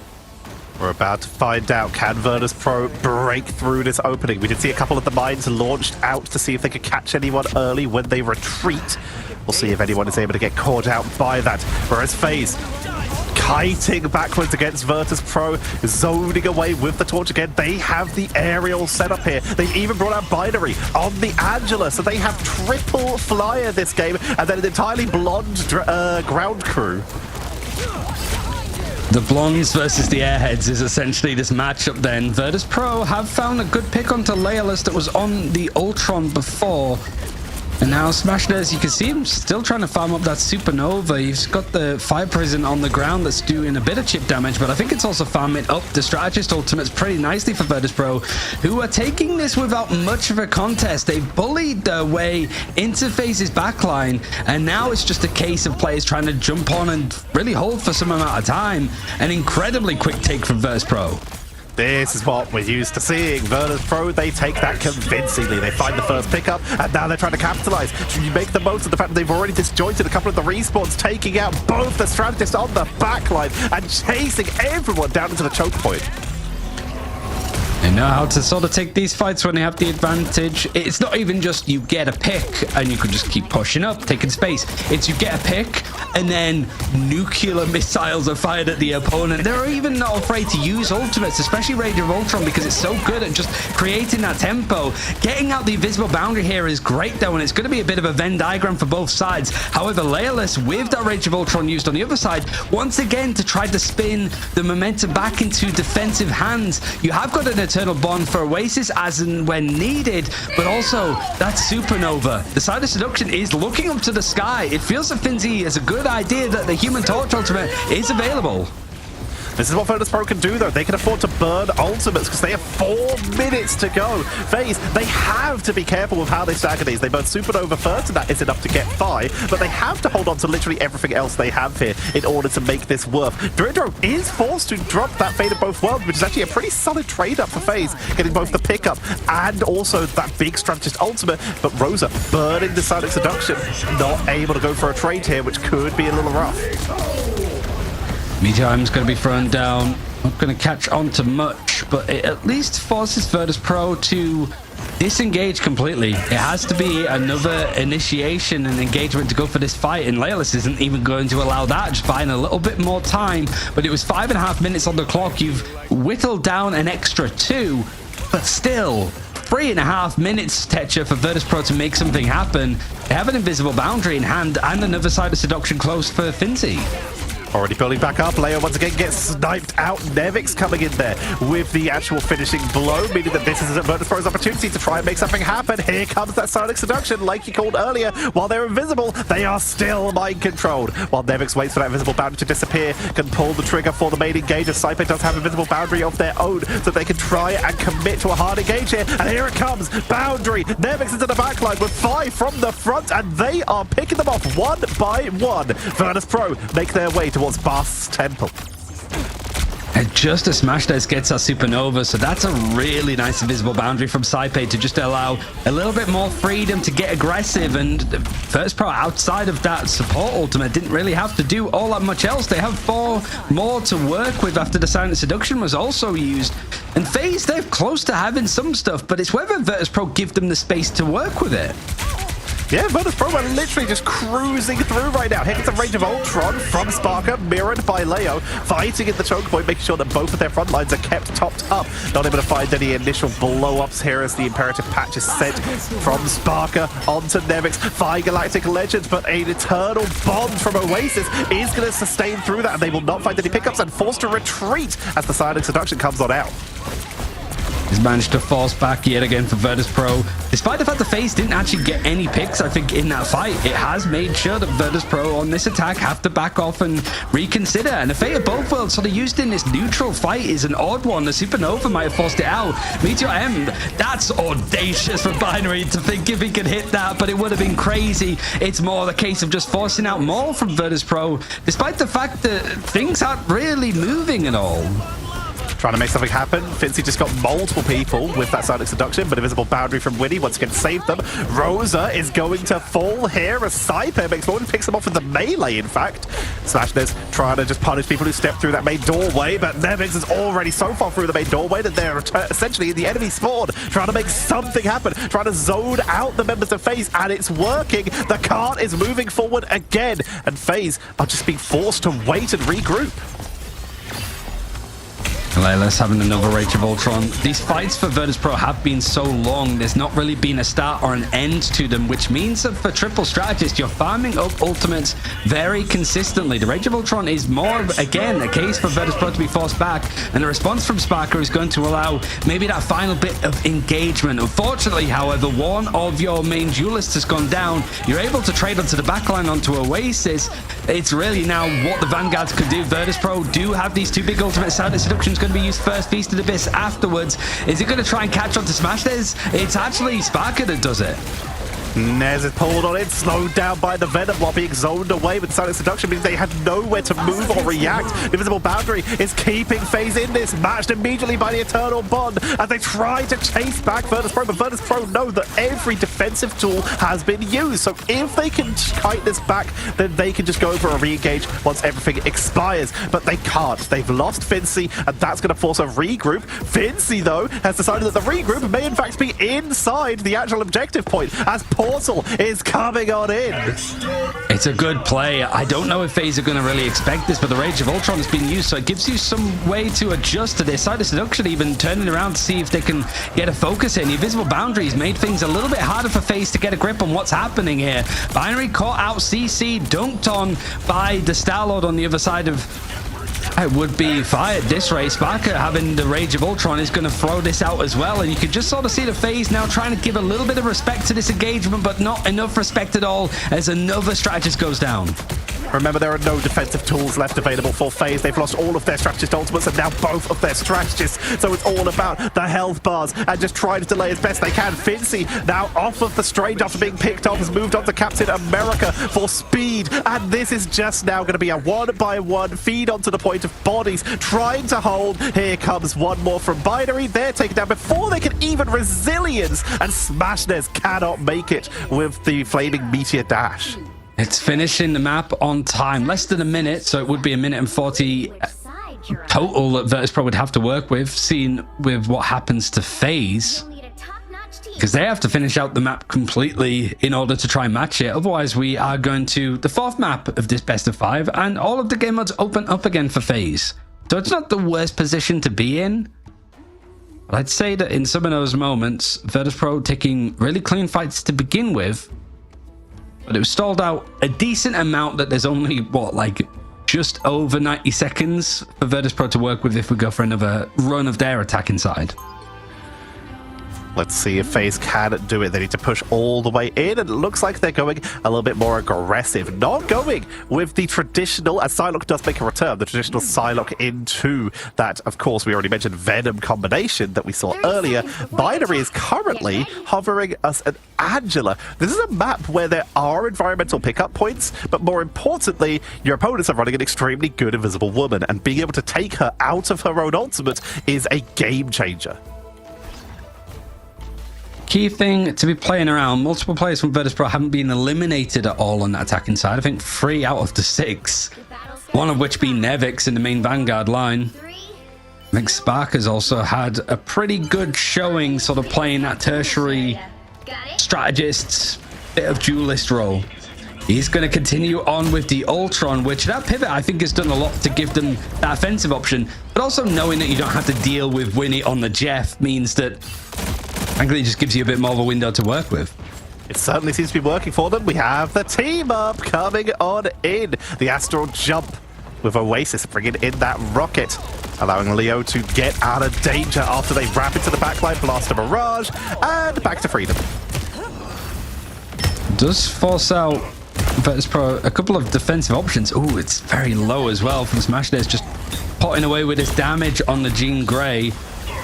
It's not going to be enough, actually, to find a pick for FaZe. And Virtus.pro, they're typically very good in these convergence game modes when they can position, set up crossfires, and make sure that strategists can farm up efficiently with this ult charge to get going. And it's a little bit more scrappy now. It does seem that FaZe are starting to strong-arm their way into this engagement, but they take out Binary. One of those main entry points and engages onto the fight for FaZe is out, and it seems that they're just completely trying to disengage. If it wasn't for the Rage of Ultron and Yan Amplifier, it suggests the opposite. They're pulling the trigger, deciding to make the play, trying to focus out the backline. Winnie zoning onto those strategies, forcing out the fate of both worlds from Dridro, which will likely prevent this push from coming in any further, at least at this stage, as they wait for something else to combo off of this Smashnez End Song Inferno, or they're just going to pull the trigger. Caster Curse continues. Smashnez takes out Cypher. Sparker goes down to Winnie in the bot 1v1 as Dridro falls, and it looks like FaZe are getting huge percentage on this, but Fire's already on Strange and is setting up the portal. It's up on the high ground now, so it's not actually contesting the point, but Smashnez gets caught in transit, essentially. So more time is stalled out. Even if Virtus Pro don't win this fight, their main job is to just buy as much time as possible. 2 minutes on the clock. Whittling it down means that you have less to work with for second and third. And it's going to force out more of these attacking ultimates, including Galactic Legend, which Laylas is just going to wait out. Not able to move in, doesn't want to get picked off, but we're already Rosa and Binary falls. Virtus Pro burning through yet another push. 2 points already picked up by FaZe. But Virtus Pro all finding actually Leolaz as they were on the wraparound, and that's going to massively stagger them away from the rest of the team. It's just going to stall more time. It means that Leolaz has to be... He can fly, so he can get around the map and get to somewhere safe, but it is just going to waste more seconds on the clock for FaZe. And now the dive is a little bit more uncomfortable. It is just pretty much walking straight onto the point. You see the leaping and the diving from Binary, but the silent seduction and all of the CC, even that Agamotto is going to be thrown in his general direction, means that whilst he's still alive, there's enough people going down on the side of FaZe that really there's going to be more of an awkward engagement on the point if it wasn't for Nevix. Huge pickup by Winnie though, chasing down Sparker, also able to get their pickup onto Dridro, and suddenly FaZe are beginning to capitalize. Smashnez respawning will be arriving back very quickly. Phoenix is a pretty fast rollout, and FaZe will grab that first point, but significantly slower. Time is not on their side. It pretty much was 5.5 minutes to 2.5 minutes, maybe even 1.5 minutes for FaZe. It's not the end of the world. But if you want to try and match a decent time that Virtus Pro have managed, you're going to have to really work for it on this second point. Virtus Pro looking to try and engage, again, just force out more and more engagements. And Nevix is usually quite good at getting out of these fights. There's no invisible woman on the side of FaZe to really pull them back in and punish them. But Fire's gone down in the process as well, loses the fight against Laylas. Winnie, who's been on the Invisible Woman the majority of these games, or on the Jeff, now on the Ultron, is playing like a duelist and doing an extremely good job of it. Binary into the front line as well, trying to create more openings. He's been putting so much pressure onto these strategists, forcing out ultimates. Dridro, fade of both worlds, they're going to try and make something happen, but it is traded for the Rage of Ultron from Winnie, who is currently just being tracked down by Sparker. Fade of both worlds used for Virtus Pro. There's the Galactic Legend following Meteor M. Warding off on the side of FaZe as 4 ultimates were used. Yan, Amplified, Galactic Legend, and Feast of the Abyss, but nothing is actually starting to show up in the elimination feed. Up until now, Rosa does get the pick onto Nevix on the other side. The Vanguard line is a little bit weaker for the time being, but Smashnez now, the Psylocke was really impactful on that first map of domination. The Dancer Butterfly's not getting much, but they're back in the fight off the Be Right Back. Trying to keep this contest going as they make their way forward. The Statue of Fast almost at the temple, but Virtus Pro are all here. It's not like when they pushed in and FaZe were very disjointed, forced inside the temple. Virtus Pro are actually grouped up. They can try and contest this, but the high ground actually belongs to FaZe right now, taking control of these bridges to rain down pain from above. Here comes the dive from Binary, going to get locked down. Rage of Ultron to keep them topped up. Sparker mirroring from the other side. Media M finds nothing from Fincy, and Sparker is just being forced to get the healing output. Winnie going to be losing the 1v1, will go down. It looks like Virtus Pro will hold. Minute left for FaZe. It might not even be that much time to work with because they're still being stalled out. Rosa tries to escape quietly, but unfortunately gets jumped on from Virtus Pro. So now, more time being whittled apart whilst they wait for that Vanguard to come back in this engagement. You've got Smashnez that's diving in and taking a bit of an engagement, mostly just farming up that extra bit of ult charge for the Dance of the Butterflies. Has it available, but I think wants to be holding on to it. Certainly after Dridro uses that Fate of both worlds, maybe even the Invisible Boundary.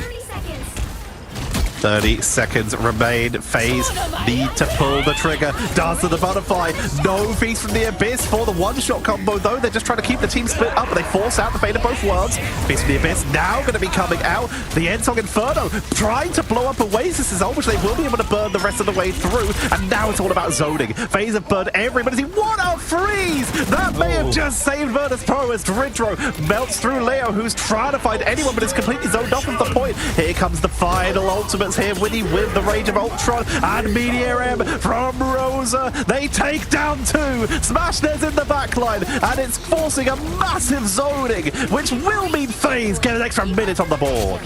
Yeah, they're able to actually hit the checkpoint despite there being players from Virtus Pro around the engagement. And FaZe, you know, some of the coordination with ultimates not quite hitting, like you sort of mentioned with the Dance of the Butterflies, Feast of the Abyss. But that's sort of expected, I think. When you're just on the verge of winning a series like this, you're going to try to really speed up the process, not make any mistakes. But it means that our coordination wasn't quite there. Virtus Pro, however, also suffering the same fate. A little bit more of a mad scramble on the point meant that things got a little bit out of hand, and it allowed FaZe to just push onto the extra bit. It's going to be impossible for them to try to match or do a better time than Virtus Pro on their attack, but I think they're just going to take trying to finish the map at this rate because Virtus Pro have wiped them again. Running out of time. They need to try and get their way back to the point. Immediately, Fincy coming out for the zoning potential, trying to make sure that this fight does not happen on the objective, to force someone to move their way out of position in case of a respawn. Oasis building their way back towards a battle rebirth beacon so that they can try and keep this fight going a little bit longer, but they have to wait for Leo, meaning that they have about 20 seconds left. A lot of damage being taken, and nobody can afford to go down now for FaZe. It would be too much of a detriment, and it would be the first map in this best of 5 going in favor of Virtus Pro. Rage of Ultron allowing Winnie to send his team into the fray, and also forces out the Ensong Inferno and the Fate of both worlds from Virtus Pro. 2 of the 4 ultimates they have available used now, but they found a pick already onto Binary, who had the Feast of the Abyss in hand. But it is Venom, one of the quicker rollouts. They can make their way back in. Invisible Boundary forced out, traded with that Galactic Legend, but also traded with the Cosmic Yard Amplifier. Sniper pulls Leo's out of position. They get the blow-up, meaning it's down to Smashnets, Rosa, Oasis. They're going to try and hold it. Meteor M to find the backline. It takes nothing. Big Sparker is raining down pain with this Rage of Ultron onto the point. Feeding the Abyss into the backline, allowing Smashnets to take out Saipe, but they've got to keep people on the board. Smashnets now falls. And it's Fi doing huge work. One by one, the members of FaZe are falling, but they're still fighting, Ryan. They're just putting whatever they can onto the point, and a Rage of Ultron, if they just have enough people to touch, it's really starting to dwindle, and it's over for Winnie. It's over for FaZe on Horse of Jalia from the looks, as the port play is going to allow some people at least to be touching on the side of FaZe, but it's not enough. Virtus Pro eventually getting onto the board in this best of 5 and showing a bit more fight to stop FaZe taking the 3-0. 2-1 is the score. Like you say, Virtus Pro creeping onto the board with a 3-2 finish, holding inside the temple, not even at the main doorway, in that actual spawn room where people have to rush out quickly. They actually contested that in the center halls, so very nicely done by Virtus Pro, and you were starting to see the value of that Jeff ban. And the Ultron just seemed to be a lot more comfortable because it was like the protects onto Jeff first for both sides in the last map, and it just feels that suits Winnie a lot more. In the Ultron battle, you got Leolist that had to switch over to stuff like Star-Lord, and I think Winnie picked it up even at a point. It was just like Sparker's going to win those kind of matchups pound for pound in most cases. Was it the cleanest map for Virtus Pro? Did it leave me with a couple of concerns? Yeah, it was definitely an awkward one. But FaZe are good enough to actually force good teams to play some muddy Marvel rivals, to be honest. And I still think that there's a couple more tricks up their sleeve to show as we get further into the map pool. And now they have the map choice. They could choose anything type-wise, just they can't go and bid him T'Challa, Arako, or Jalia, as we've just seen. Very true. We basically reset how the maps is, but everything is now available. So the Werewolf phase trying to take us to close this out.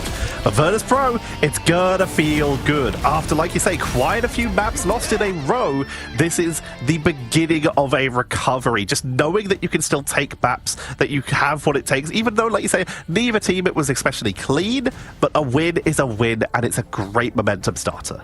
It's also just good reps, right? The seeding game, so it's a good chance to show what is happening. But we're going to see where FaZe might want to try and finish off this series, or whether Virtus Pro are going to take us to a full 5-mapper in this losers bracket final after a quick break. So we'll see you in a second.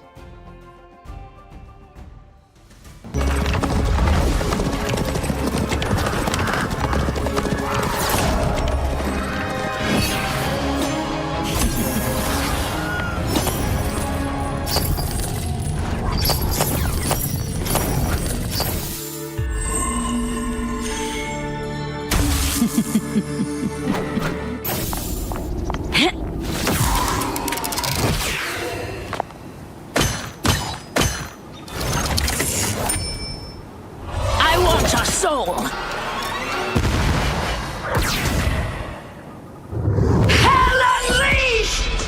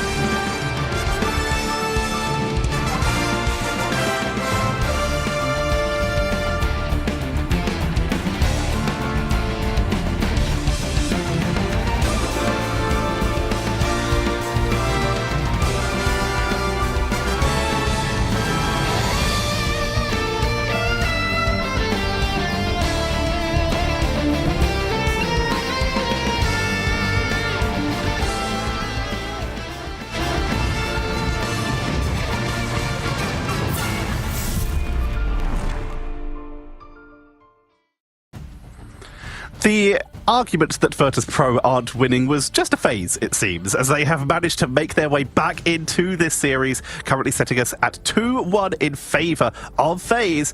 But this could be the beginning of a reverse sweep, Ryan.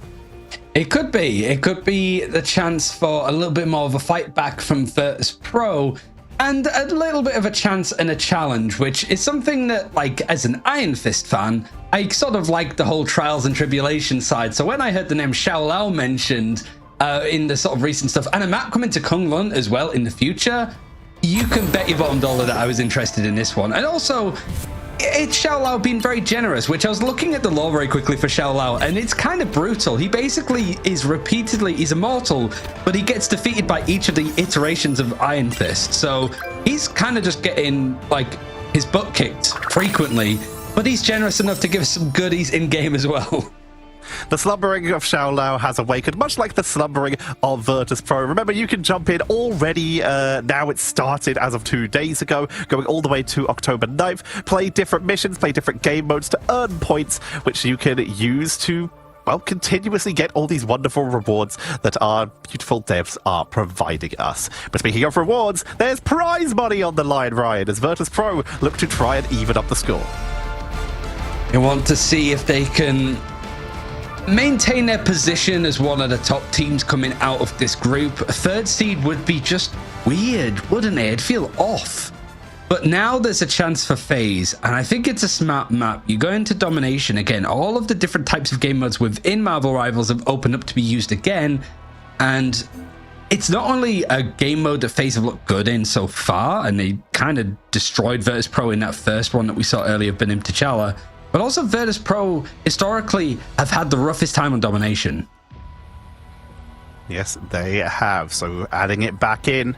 This is FaZe trying to make a statement. Speaking of making a statement, no more fish. Once again, Jeff is banned away. Virtus Pro immediately securing themselves that Ultron again, though. It gave them some very good help last time. It's the Mantis ban. Similar draft so far with what we saw on Virtus Pro's win on Djalia. This wasn't an Ultron Protect last time, but instead they're going to go for the Mantis, which I kind of like. It feels, again, like that Ultron versus Ultron very much favors Spark and Virtus Pro. So going somewhere different means that you are going to get a one-sided Ultron in favor of Virtus Pro, but you're up against a one-sided Mantis. Very interesting. This does mean that Virtus Pro can try to control the sky.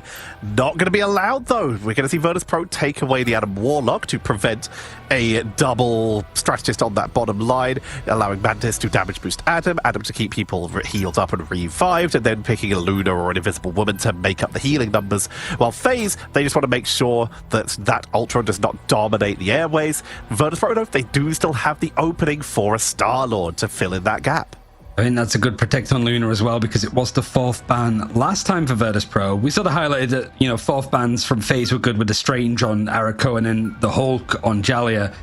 But that lack of healing was definitely a difference maker for FaZe. It seemed that they couldn't stay afloat, and there's not going to be any Torch available. It's been a while since we've seen the double ban on Torch used in a draft like this, but it makes sense on a map like Celestial Husk with the amount of cover that you can use and fly around. It's like a return to form here, but there is that Star-Lord, as we talked about. Virtus Pro, making sure they have a little bit of aerial dominance, even if we do see the removal of those torches. So now FaZe, are they potentially worried about the rise of Rocket? Are they worried about the safety that the Star-Lord now has to teleport out if teams decide to go that way? Especially as Rocket and Ultron did seem to be working quite well, but nope, they're going to stick to standard, removing some of the big burst heal, and of course, Guardian Barrier, which can help protect against one, the kind of wombos FaZe like to run, and two, help protect Ultron while they're in the air. And there's been some good adjustments to the draft. There is also the chance for Virtus Pro to bring out the Adam Warlock if they want.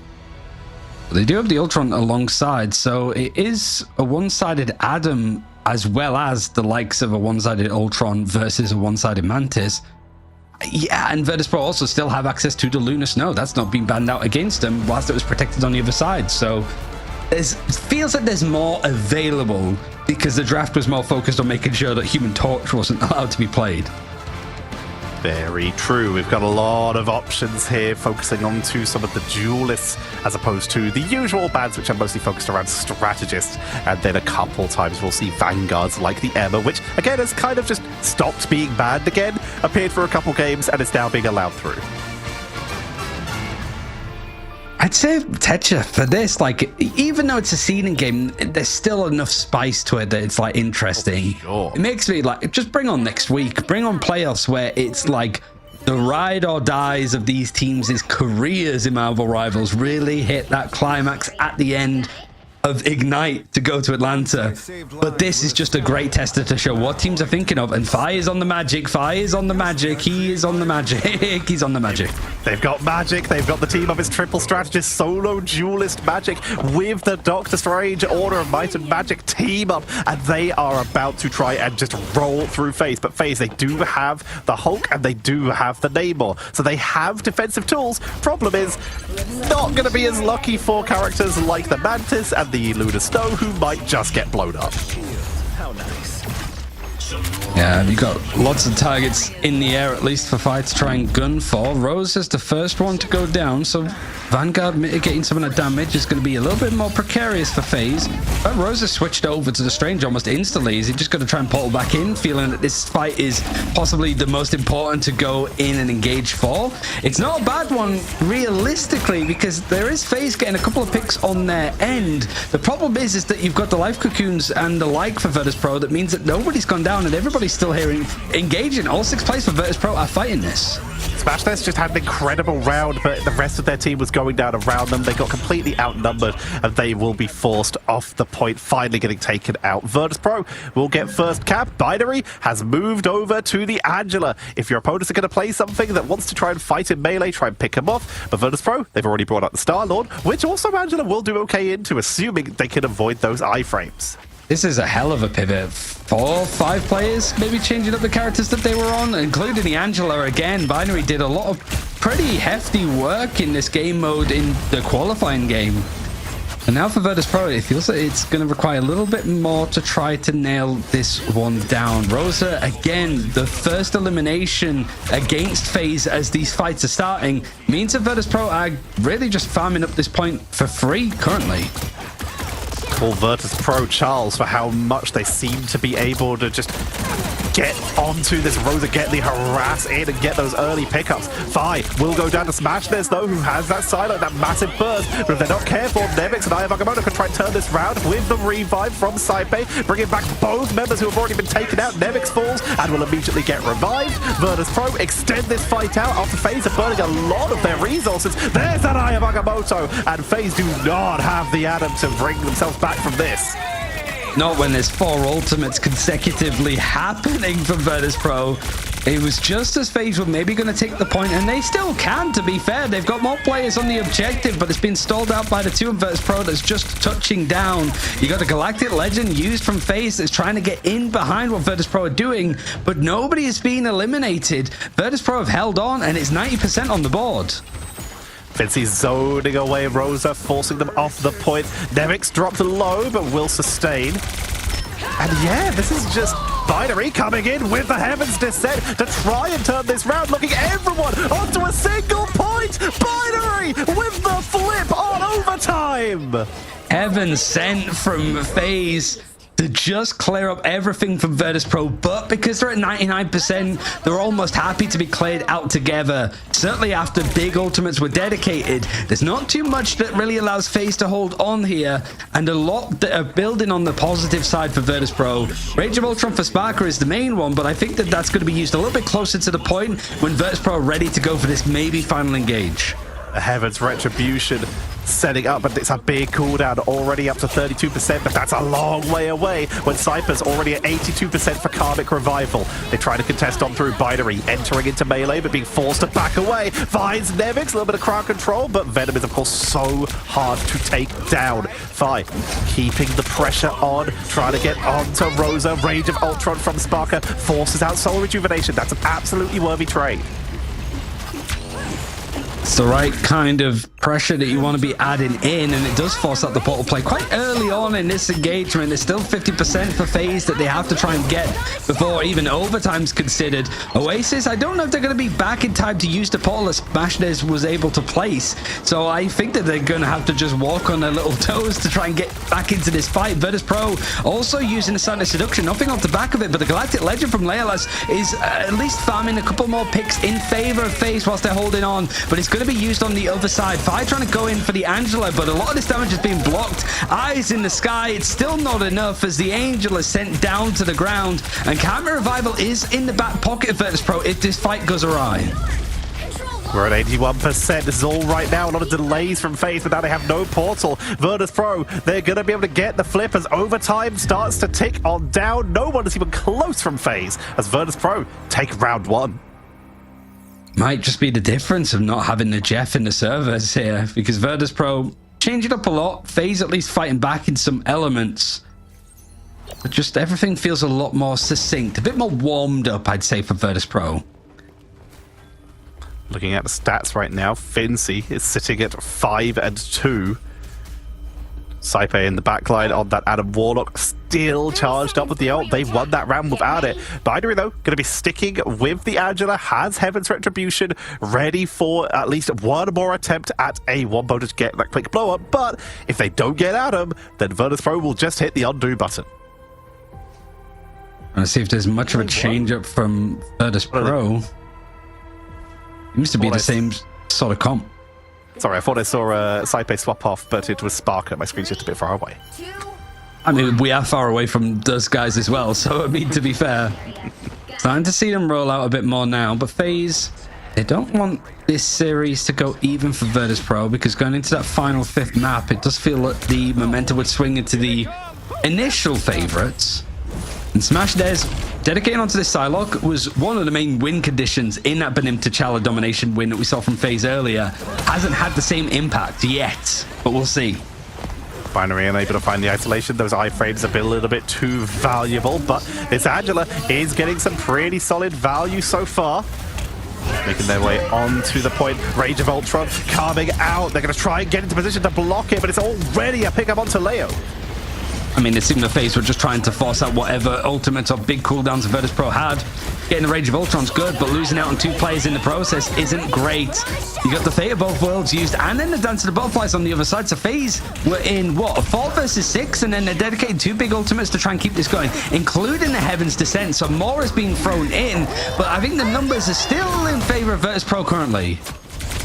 Nevix keeping the harassment onto the backline. Leo's being chased, trying to chase down 5, but 5's already out of there. Fincy looking for anyone on the flank for a quick blow-up, just trying to lock them down with that Sonic Seduction, but can't seem to do so. Vi, on the other hand, has found a lovely grouped up set of enemies. Will get a double, but will get finished off by Leo in the 1v1, but Leo now does not have a lot of protection. Is going to commit, though, to this fight with their own Galactic Legend. Has to change their attention onto the front line, but it's enough, melting through those tanks. Camera Revival's going to bring back pretty much everybody for Virtus Pro, so the Galactic Legend for Laylas is not really going to find all that much success. The point eventually does go in the hands on Virtus Pro, so it was a good contest in the end. It really meant that Virtus Pro were farming up to 20, 30, even 40% at this point. But for FaZe, you end up losing the fight, but you still have some other good ultimates to rely on. It's not too far away from another Dance of the Butterflies. But if you're going to use it in combination with that Feast of the Abyss, Rosa needs to farm up some more of that ult. They've abandoned it. They've moved over to Smashless to the G Grey, bringing out the Phoenix Force. So now their combos are stuff like Heaven's Retribution into Phoenix, into the Endsong Inferno, or into Feast of the Abyss. In the meantime, Leo, they're just going for picking off stragglers.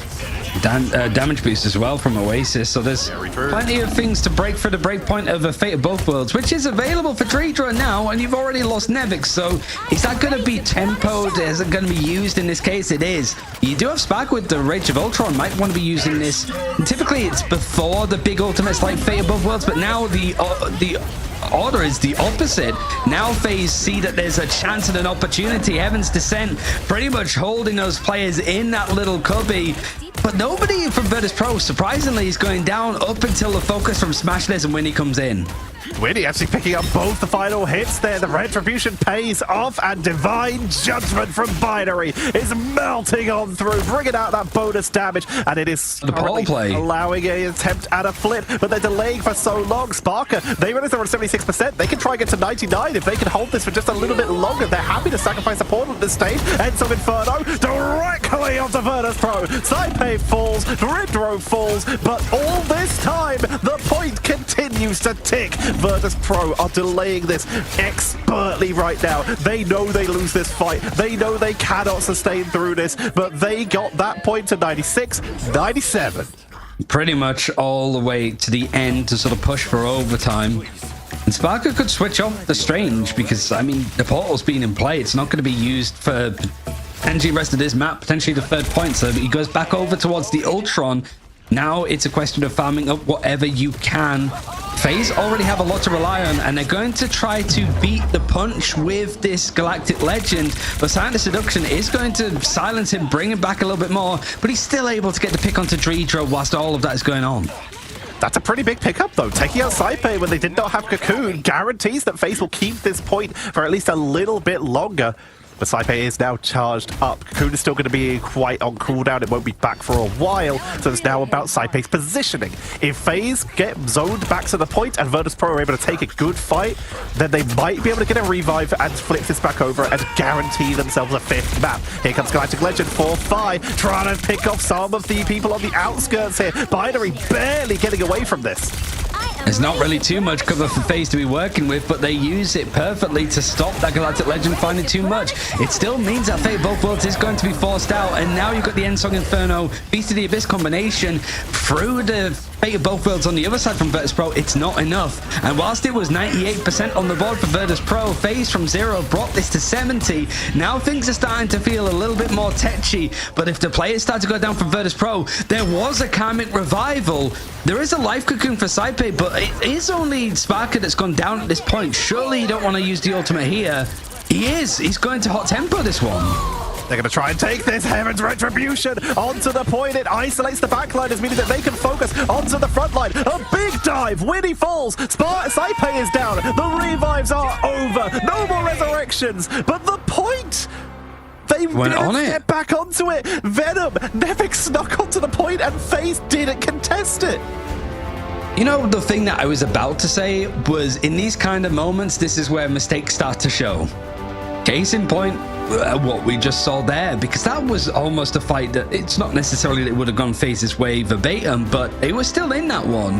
Like, that felt a very awkwardly forced counter revival from Sparker, and if off the back of that Heaven's Judgment from Binary, that could have been a harrowing mistake for Virtus.pro if they got it wrong. But in the end, FaZe, despite having 2 or 3 players still left alive, weren't able to actually touch the point, so it didn't go to OT. Yeah, they got 3 people in the Heaven's Retribution, but they were so focused on actually just going in and trying to keep people zoned off the point that no one on the rest of their team was on the point, and Binary was unable to touch. They were too far away. They were busy. And as such, Nevik with the MVP play, able to touch that point and get the flip. They're able to sort of steal it through. I have to say, now that we've seen a few examples of play from them, Angela seems like a great addition to the roster. And I don't really think the teams have touched the levels that Binary's been able to do, or really touched the levels of what Binary and Angela in these kind of comps can provide for a team. It's making some good value, the ability to isolate and chase down people, the ability to try and harass the flyers, and of course, that incredible zoning. While Heaven's Retribution, the center spear can actually be destroyed, so you can shut down and prevent people getting isolated. It is still so good just to have people for that small amount of time, and then of course the burst damage that it can actually offer could be pretty impactful, coming down into that melee form with the axes of, I believe it's pronounced Icus or Icus, I'm not 100% sure, but the damage output's not terrible. You can actually get some really good harassment onto the backline, and the fact is, you're one of the easiest characters to get to the backline along with Venom. Yeah, I mean, it's just good tech, good use of stuff, and there's so much like going on with a kit, you know, the recharging of the spears, so you want to fly to somebody, hit them with the spear, charge into them, because then it recharges faster. I feel like those elements haven't necessarily been played with too much with Angela, but it means that this full best of 5 is going to reach its 5th map to see who's going to be going up against Na'Vi in the upper bracket final of these groups. Is it going to be Na'Vi going for the reverse sweep, or is FaZe going to surprise us all with a little bit more action? Yet to be seen. We're going to go for a quick break, so we'll see you in a few.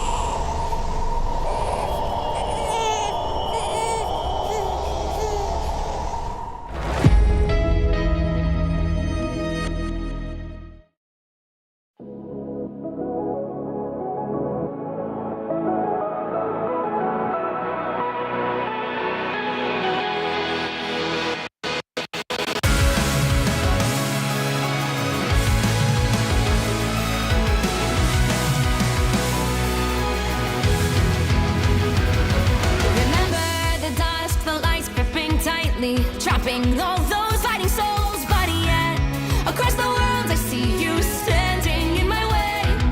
And remember the time, the place we used to fight, like the sun and moon. And I wonder if ever there was a time that we were friends. The night has fallen, shadows looming, and yes, that time has come for me to seek you out. We are set now for our last reunion. Break the chains, find your way, come find me.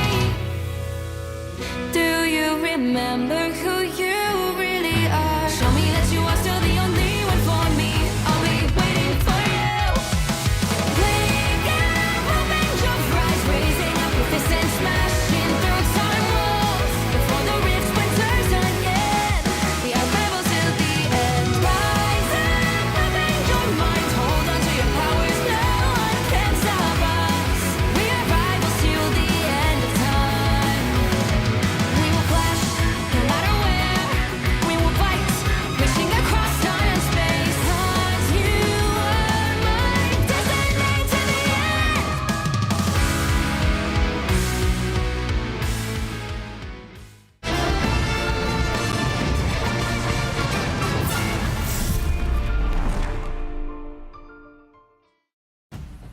Welcome back to stage 2 of EMEA. We've moved on to best of fives, and we get to see the full breadth of what this format can do for close series like this. FaZe took a pretty surprising 2-0 lead up against Virtus.pro in this series, but the recent champions of MRC have brought it back to honors even. One last map to define what's going to happen for the upper bracket a little bit later on, Tetcher. Winner goes on to play against Na'Vi for number 1 seed. Loser is locked in at seed number 3 for the group, which can be pretty impactful because that means you will be playing against the second place from the other group, which could be pretty scary because that's either going to be Citadel or Chopped. Sorry, I also noticed that Kingpin's fallen over, so I need to rescue fix him up. I mean, again, I think it's the lack of Spider-Man, I think. And Daredevil's on the horizon, so I guess he's just sleeping in to check on that. But there's no sleeping in this series. Yes, it's seeding. There's the asterisks attached to it every single time, even from coaches like Salah from Citadel Gaming being like, it doesn't matter. I can guarantee from the 10 years I've had in this industry, these games do matter. And this ban on the Jeff to begin with, Tetcher, has made a big difference for Virtus.pro in this series. Marine life is despised by these teams now. Neither one wanting to give the others a chance. Virtus.pro once again going to get their hands on Ultron. FaZe once again with the opportunity to either secure themselves a Mantis or an Ultron. Neither they secure Luna. That makes sense, I think, because whilst going to Central Park, it really does feel like FaZe have been wanting to sort of push for that triple strategist. The 2-2-2 did work well for them, and it's something that we started to see Virtus.pro do a little bit more. They didn't do it in that last map, but we did see them ban out the Luna. And the reason why they didn't ban out the Luna in the last map is because it was second protected. So I think this is just FaZe making sure that their backline isn't completely turned apart, because Fate both worlds is damn important in these fights. I do like this by FaZe, though, getting a one-sided Star-Lord on their side. They've been getting some good value for that. I wouldn't have minded if they protected something like a Mantis on their own side, or even just any other strategist could be protecting the Invisible Woman to guarantee that double safe backline. But in this case, they prefer that Star-Lord. Leo's been playing it incredibly well, and they want to get Fi off it because they've also been putting on a clinic. It's hard to be even a Star-Lord protect. I'm glad that you highlighted it earlier, certainly at the start of this series. We're just I got really lucky with that. Yeah, because I don't think so, because it does feel like people are starting to realize that Star-Lord is the real thing, that if you don't have access to him, no matter the comp, you're just going to feel very down on the damage that you're outputting. But the protect onto Human Torch, this is a fantastic map for him. Maybe even his best map overall with what they can do. Maybe. And you've got the Torch and the Ultron combination, so aerial fights, but there is no Hulk ban, so maybe Namor could be in play, and the protection of the Star-Lord really comes in clutch here too. Also the reaction from FaZe banning out the Invisible Woman as the final bad Guardian barrier, really effective at keeping these flyers protected, and of course the Fantastiforce, which will allow the Human Torch to have even more self-sustain along with that flaming meteor bonus health.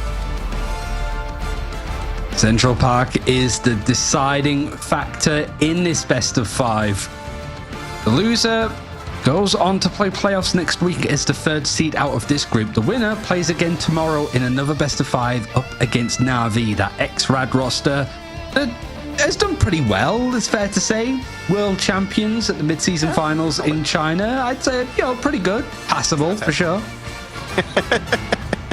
Well, both these teams not just looking for the seeding position, they are attempting to earn the best chance they can to qualify for those global finals, heading to a map based on America for a LAN based in America.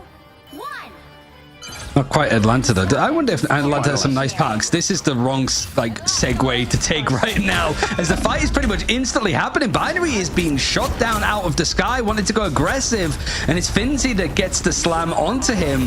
It was an aggressive play to go that deep and fight that hard for FaZe, but if this doesn't really rectify itself quickly, Virtus.pro might be taking this Convergence first point very fast. That's 3 down, 4 down, and suddenly Virtus.pro are on the point. Strange is available, but do they even try? Do they just regroup and attempt to fight a little bit later? Because this is so fast. And yep, that's point 1. Binary punished. And everybody else clambering afterwards. Yeah, you're right. FaZe were not wanting to engage on that one early. They wanted to try and set themselves up in a nice position to fight here. It's similar to what we saw on Jalia. And that was one of the maps that Virtus.pro was able to get onto the board to bring this back to a full BO5. And Nevix is not afraid to keep this going. I don't think FaZe have got an elimination at all so far on this map, and it just seems to be tallying more towards VP. Players on the flank, we're seeing if they can get onto 5, but there's just too much pressure here. Sparker making sure that they're covered so they can keep this incredible aggression going. Finally, the cart will be stopped, and it starts again. It started again, yeah. I mean, it's been a weird day for Virtus.pro. Maybe it's just because it's a bit later in the day that sort of the wolf is out a little bit more, you know what I mean? And they've still not really had much ultimates really to expend. I think they've still been farming it up as Rage of Ultron for Sparker is available yet again. It's Supernova is not quite there for 5, but it's not really been needed. This objective is still moving slowly. One player's on it, but FaZe are held in the choke point, and Assault Resurgence is required to just help them engage and fight this actual objective. They brought out the Groot and Storm to try and just get a little bit of damage boost, a little bit of speed boost onto the point to try and sustain this. Rosa on the Groot as well. We'll have the Wild Wall to keep the team topped up. The Omega Hurricane finds nothing. Rosa falls. Winnie falls. The tree has been burned down. The Legend is galactic, but is being zoned out, being pulled in by the Everfrost. Their psychic powers unmatched as they burn through another point for Virtus.pro. And the portal is late. That was crazy how Finzi just how quickly he was like, oh, there's a portal, I'm gonna jump through it, hello. Binary instantly punished. Nothing is going well for FaZe, but Virtus.pro are making a statement right now with how they're moving through Central Park. Five starting to zone away, setting up a pyro prison. Lovely bit of zoning potential. Cypher had Carbon Revival, just has not needed to touch that Q button yet. Just is in serious control. Radagasta starts to move up, straggling prison, but Rosa will still fall. Even with the ultimate, they just cannot find anything. Smashness has gone for the desperate play. Winter Soldier, if you are losing at this point, you need a miracle, and resets are your key. Binary has stayed on the Strange, so he does have the Eye of Agamotto, but like, good lord, everybody from Virtus.pro is setting up and being aggressive, and because you have these flying targets, everybody's spread out. Are you going to get much with it? Smashness does have the Kraken's impact fairly quickly, and the Divers had to sort of go across horizontally from FaZe. They're not even fighting on the point itself. Now they're able to at least touch, but they've lost 2 players already, so this is a 4 versus 6 before the fight's even happened. Where are FaZe gone? Where was the team from the first 2 maps? Smashness taken down, so the Kraken impact not there. Eye of Agamotto going to be jumping onto the point, but it cannot reach the objective. They get the ultimate, but at no cost. Virtus.pro 3-0. There's not many times that I've seen the time left go up after like an attacking side, but it has gone up 18 seconds. The Virtus.pro have more time to attack this next point if they go for a second attacking round than they do normally. That was a disaster for FaZe. It just, everything that could have gone wrong, Murphy's Law, everything that could have gone wrong did go wrong. Jojo showing us his Lord Mr. Fantastic waving to the audience after what is an incredibly successful round. It's the weirdest What is the flex. defensive strat here? I mean, I don't think it's going to matter too much. I mean, the fact that he's still hovering over the Mr. Fantastic is concerning. Nobody got eliminated. Nobody died from Virtus Pro at all on that attacking side. That was quite literally perfect. I think we need to report Dredro there for having, report Saipe, sorry, for having the least efficient Adam Warlock game ever. Not one decent Karmic Revival. Yeah. Whole game. Absolutely reported. Not even needed on himself with the passive. Oh, just full control. And as such, the pressure is now on FaZe, going to be sticking with that Winter Soldier because, yeah, it's time to wombo. It's time to reset. It's time to make something happen. They brought out the thing to try and deal with the Flyers. And you know what? Yeah, at this point, the Angela's been doing some work for him, but it has not found success in the last 2 rounds. So do this, give the armor to the Leolas so they can keep fighting in the sky and try and take down Fi and Sparker. My eye's just going to be on the elimination feed to see if there's any red players that go down. And for FaZe, that's going to be their opening if they can actually get a pick. And I mean, that's going to be the main target to focus on is Nevix. He does get caught by the Emma Frost, but able to disengage for some element of safety. But it has provided some movement for FaZe to actually get through this choke, at least to an extent. They're still trying to group up and not feed up Fi too much on this Human Torch with the splash damage. But that Eternal Bond is going to be their way in onto the backline of Virtus Pro. Sparker on the flank trying to set up. Smashness tries to get a hook onto the Flyers, but Fi utilizes Got a third. the cover. If he actually lands those chained voltages, then we will see Sparker fall into the abyss and get taken down. Saipe will fall, but they have the cocoon to bring themselves back, and they will do so. At 94% for Karmic Revival, if they charge this, they can get Nevix back as well. But already, 2 out of 3 points for FaZe. They are trying to capitalize. They're trying to push through. Nevix respawns before Karmic Revival is available, meaning that we are committed to this longer fight with Nevix portaling back in. And the ball play is going to be dedicated. Good time. Virtus Pro, it seemed that they're still kind of losing it. They still really need to touch right now, but they've thrown in 4 ultimates in order to go and fight this, including the Karmic Revival. Not as perfect as their attacking side. This is looking a little bit sloppy, but FaZe are banking on these ultimates. They have a Psionic Seduction, they have a Kraken's Impact, but they're not using them just yet. They waited for that Fate of Both Worlds, and now surely is the time to strike. They pulled the trigger, they have ultimates, their opponents do not. Galactic Legend trying to chase down onto Sparker, who's got so much healing. The targeting was insane! They just out-healed a Galactic Legend! But Smashness in the meantime, while the strategists are busy, just got a double reset, looking for a third, chases down to finish what Leo has started. It's a team wipe, and the point is picked up by FaZe. It was a crazy fight happening at the end there as Virtus Pro tried to spread themselves out and spread some of the damage being done, but there's just too brittle for the breakpoints, especially Smashness coming in. It's still going to be a rougher time, I think, for FaZe to try to manage to match up to what Virtus Pro threw down. But this is also just a weird fight as well. Like, it's just an all-out brawl for both sides, and the Emma Frost going in deep in that engagement. Meanwhile, the rest of Virtus Pro are finding the picks onto the Vanguards. Both Rosa and Binary go down. Nevix dropped an Eye of Agamotto, but it was interrupted, meaning it got put on the 50% cooldown. So it is already nearly back, and they still got a double out of it. That is solid value there for Virtus Pro, but Sparker is now finished off, meaning that FaZe, while everyone respawns, are starting to make their way back in, setting themselves onto the point as Supernova comes out from 5. Suppressive fire. Honestly, Layla's just deals with him nicely, but it is going to force Virtus Pro to use a Silent Seduction and also the Karmic Revival at the same time, really stopping from FaZe, maybe slamming down. Maybe they're worried about the Kraken's Impact just placed in that position, because it is a very aggressive Karmic Revival, and the Rage of Ultron is going to be used to Terracate blinding Sparker for a moment. But after everything said and done, Layles and the Kraken's Impact are going to come in with these ultimates swinging. The Eye of Agamotto only connects onto Binary, but that's enough. 3 players go down on the side of FaZe. Even off the back of those Duelist ultimates, the picks go the way of VP. VP get the hold. We're down to 2 minutes and 40 seconds. Ultimates-wise, though, pretty barren for the side of Virtus Pro, whereas we do have a clobbering time and an eternal bond for FaZe. This could give them the opening that they need. 5.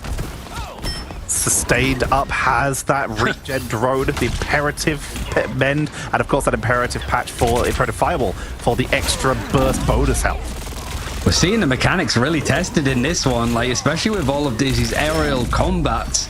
You got Spitfires and Hurricanes up there taking brawls against each other, but VP are stalling this objective. It is moving at full pace now, however, with 2 minutes left for FaZe, but it's mostly off the back of the Silent Seduction, which has tried to be covered from Virtus.pro. The stun has been really good from Binary off of the clobbering time, but the Rage of Ultron keeping everybody topped up for VP. Nobody's gone down up until I say that as Dreedro gets caught by Winnie. 92% for Saipe for a revive if they can sustain through this fight, which they cannot. Picked off, but the cocoon is available. Smashness looking for a reset. Not a reset, but a beautiful shot onto Fly. Saipe returns, and so does the rest of the team. But the point's already taken. I don't think that's worth it. Oh no, that camera revival is a disaster. It's happening on the other side, but not at the same pace. The ultimate not quite connecting, but it might give Virtus.pro some solace to switch away from the Adam Warlock onto something else, because you're on to this final point. And you know for a fact, FaZe are going to have a worse time if we do go to a second round of attacks for both sides. For both teams, it's been a long series. It's been sloppy from both sides. These mistakes are still potentially costly for Virtus.pro. Nevix on the group looking to try and split FaZe away. Binary has brought back the Angela to try and send people off the side of the map, maybe just, and also get back to the point quickly. Everyone is adjusting. Supernova from behind on an already weakened backline forces out the fate of both worlds from Oasis. This is the trigger being pulled as Fire is picked off early. Psionic Seduction to try and get onto them. Smashness will get pulled in. Could be in serious trouble if the healers aren't on point, but they seem to be as they make their way up to the top of the stairs. This is FaZe's moment. They have to get the triple cap, and even if they do, they're still going to have almost 3 less minutes than Virtus.pro, but they need to get there first as Leo Galactic Legend, the Rage of Ultra from Sparker, though, picks up the first elimination. Oh, it gets onto Winnie just before that Eternal Bond was available, and Nevix is good enough to clear it up without the need of that Strangling Prison. He has that just in the back pocket, or the back bit of bark on his backside, I guess, for Nevix with the Gru. It doesn't matter too much. Virtus.pro have it in hand, and whilst we did see the mess up with the Comet Revival before from Virtus.pro, they're 80% to having another one, and there's about a minute left for FaZe to make this work. They have to finish the map, but every second against them seems to be piling in favor of VP. Struggling Prison comes on out. The damage output is pretty solid, but FaZe with the Eternal Bond will be able to sustain on through this, and Kraken Impact is at the ready.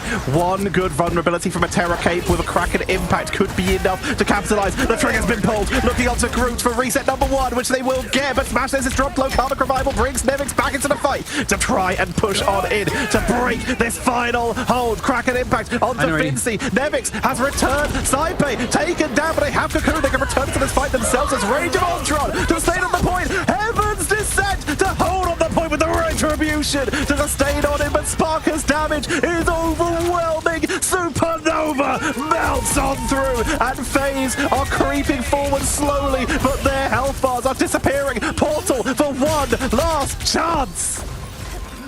The portal play is everything from Binary. The timing couldn't be better, but you've got 15 seconds left, and every ultimate you had, you just used. Silent Seduction from Finzi could be the death nail in this coffin, and the fate of both worlds for Dreedro is going to be enough to sit back comfortably for Virtus.pro.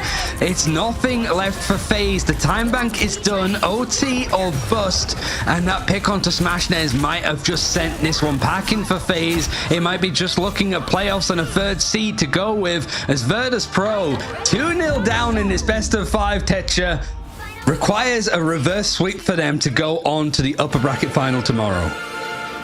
Virtus.pro move on. What a reverse sweep. FaZe made them work for it. They took the first two maps and then took them to the limit on map number 5. But Virtus.pro are still Virtus.pro. They make their way on to that upper bracket final for the rematch versus Na'Vi to decide seed number 1 in this group. It's a hell of a series, though. We sort of said that FaZe could be a dark horse to qualify for Atlanta as a top 3 team from EMEA, and I think that proved the point. It was just that Virtus.pro really started to warm up in this series, but namely, the Jeff ban against Winnie, that was one of the main difference makers. And once the Jeff wasn't in the server, it really did feel that Virtus.pro were pretty much on top consistently in all of the 3 maps that we saw. It really did, but we gotta say that FaZe are looking very scary with the threat of that Jeff, but also being one of the teams that Binary is being a difference maker in a lot of these games, being able to play the Angela and the Thing and being willing to bring it out for these counter plays while everyone else is playing, well, I say everyone else, a lot of teams are playing some fairly standard this patch rivals at this point. I do love their flexibility.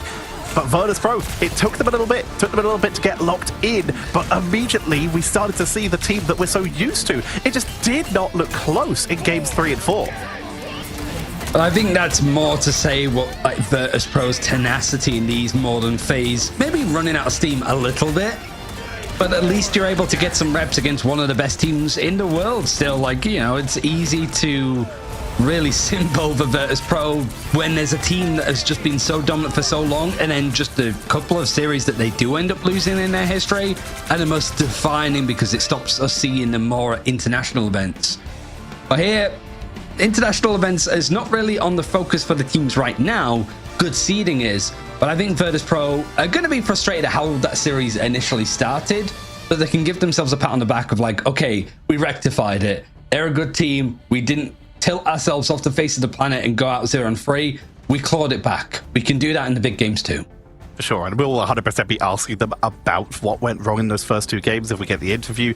But like you say, it's no longer time to focus on those global finals. It is time to actually focus on getting through the playoffs. And the best way to do that is to take an early advantage by getting that #1 seed, which Virtus.pro, they've done what they can to get themselves there. FaZe are now locked in as 3rd seed. They will be playing against the loser of Citadel versus Chopped in the other group.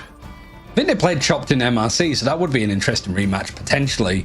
But also, I think Citadel against a team like FaZe could be caught out with some of the turbulent form that we have seen them in. So, like I said, I feel like we have our like favorites of who's going to be qualifying as a top 3 team out of EMEA, but I don't think that's evidently just going to be the list every single time. I think there's a couple of names that might surprise you. I think FaZe could easily be one of them. Top 10 teams to qualify from EMEA for LAN #3 might surprise you. Yeah. No, it's so close and actually highly contested at the moment at the top of EMEA. Like, we look towards like Na'Vi because they are the world champions, but the fact is they have lost up to this point in some of the warm-up tournaments before this. Anyone could take this. Any of these playoff teams could be heading to Atlanta. Yeah, and that's also off the back of Na'Vi losing 2 series at the mid-season finals too. So it's not as if they had a golden road, never dropped a map. Really? They dropped series. They dropped more series than you typically be allowed to lose because of the playing stage and then the playoffs. So I think a team losing and going down to losers bracket at this stage in the tournament isn't an indictment against them being world champions at this rate. You take what lessons you can and you roll back from it. And it seems that Virtus.pro did that in real time with Lewis' first 2 maps. Legitimately did, because looking at the global stage for which we'll eventually be getting to, a lot of those teams are looking incredibly scary as well. Envy are still Envy, the team that took 2 out of the 3 series played versus Na'Vi. The only time Na'Vi beat them was in the finals. Every other time they lost to Envy. And they're the same roster with some very minor changes and are still looking so strong. Internationally, OUG, who did look pretty strong, they're still performing well, as well as Iconics have come in and starting to impress. In Oceania, the team that did so well ground 0 are now basically chopper mag with players from China, some of the best ones there as well. The representation is terrifying. Asia is also much more competitive now at the top. The international competition is looking terrifying. And it should do, really, when you've got a $1 million prize pool attached to it as basically the flagship event from what has been a pretty generous year, I think, for like the first Ignite campaign. $3 million prize pool, a third of that dedicated to that final event. Yeah, no surprise that we're seeing some orgs be like, hello, we're ready to jump in now. And with teams like FaZe, with teams like Chopped, I think there's gonna be an unsigned team that does head to Atlanta. That's not even really like a hot take, I don't think. Because when you've got like Virtus Pro, Citadel, Navi, I think one of them isn't making it. It's either Chopped or FaZe that goes instead. That's kind of like my gut feeling. I couldn't tell you who, and I couldn't tell you in what context, but yeah, there's probably Ogs that are still watching going, keep an eye on them. And I think FaZe is on that list of teams to keep an eye on for. Well, we have all these teams getting ready to head to those international events. While EMEA only gets 3 spots, America gets 4, which we're of course disappointed about. But what we can't be disappointed about is the 4th PlayStation. PlayStation 4 is the place you can play Marvel Rivals with Season 4. So many 4s now available. Heart of the Dragon can be played on most of the modern consoles, and also now PlayStation 4 being brought into the fold. Just another additional way for you to play with your friends and play this incredible game. You got the console tournaments as well. I don't know if that still would work for PlayStation 4, because I don't think it defines what console it would be, but I don't know. Give it a try. See if you can play in the actual game settings. And obviously, all of the major content, for MRC, all of the major content is for free as well, outside of, your skins and your emotes and stuff. But as we saw with the Shell event, you can earn a lot of those skins from just playing as well, going through those kind of battle passes. So yeah, there's plenty to be working with on whichever console that you go for, but I'm allowed to be annoyed if I see you playing on the PlayStation 4 and I'm on PC and quick play. Like, that's still even grounds, I think. We can have fun either way. We already know that console players are just good as well, but we do, of course, separate when it comes to the MRCs, just for the sake of most friends will be playing with each other on their own systems. Here is the bracket for Group B. Virtus Pro taking an intense series, locking FaZe in at seed number 3 for Group B, and Virtus Pro looking for revenge versus Navi in those Group B Grand Finals. Yeah, both of the grand finals for the groups are grudge matches and revenge matches. And instead of it being a best of 3 that these teams ended up losing, it's a full best of 5. So both of these, I think, are going to be really worth watching, because I do think that the seeding is going to be impactful for all 4 of the teams that we're going to see in action tomorrow. It really is just, what are they willing to show? Because I think that those kind of pivots, for FaZe, for example, that Jeff ban really started to screw them over. But now they know that. How do they avoid that from happening? But we do have an interview from Virtus Pro. I know people are putting that they want the Saipei interview in. Unfortunately not. We are looking towards the Vanguard line of Nevix that's been here a few times. I think the first question, Nevix, was, that seemed a lot harder than you were probably anticipating, right? What went wrong in those first 2 maps? Yeah, it was a bit harder. But, I don't know, it wasn't just... it wasn't our day, I would say. We were a bit lost in the beginning, and we started snowballing in the bad direction. So it was just a bit rough, with the matchup we played. So how do you take it from, like you say, the momentum not going your way, the series not going your way, struggling to find your footing? How do you lock back in? This is something that, weirdly enough to say, you guys haven't actually experienced that much, because up until very recently, you guys have been pretty dominant in most of your series. So how are you finding these new positions where you have to recover from series that aren't going your way? Well, we just gotta go back and think about the basics and focus on what we need to do, and step by step, just take it slower, okay? Because it got a bit rushed, and I got a little bit stressed out on the first map, because I wasn't exactly sure what to do in this matchup, so I had a pretty poor performance myself. But we just gotta stay calm and stay focused, and then go from there. Who was the factor on the team between the second and the third map to say that kind of stuff, was just calm down and relax? Because you also did start banning out the Jeff first. That was a really big pivot that really stopped FaZe from having that much impact with Jeff, because they couldn't play him.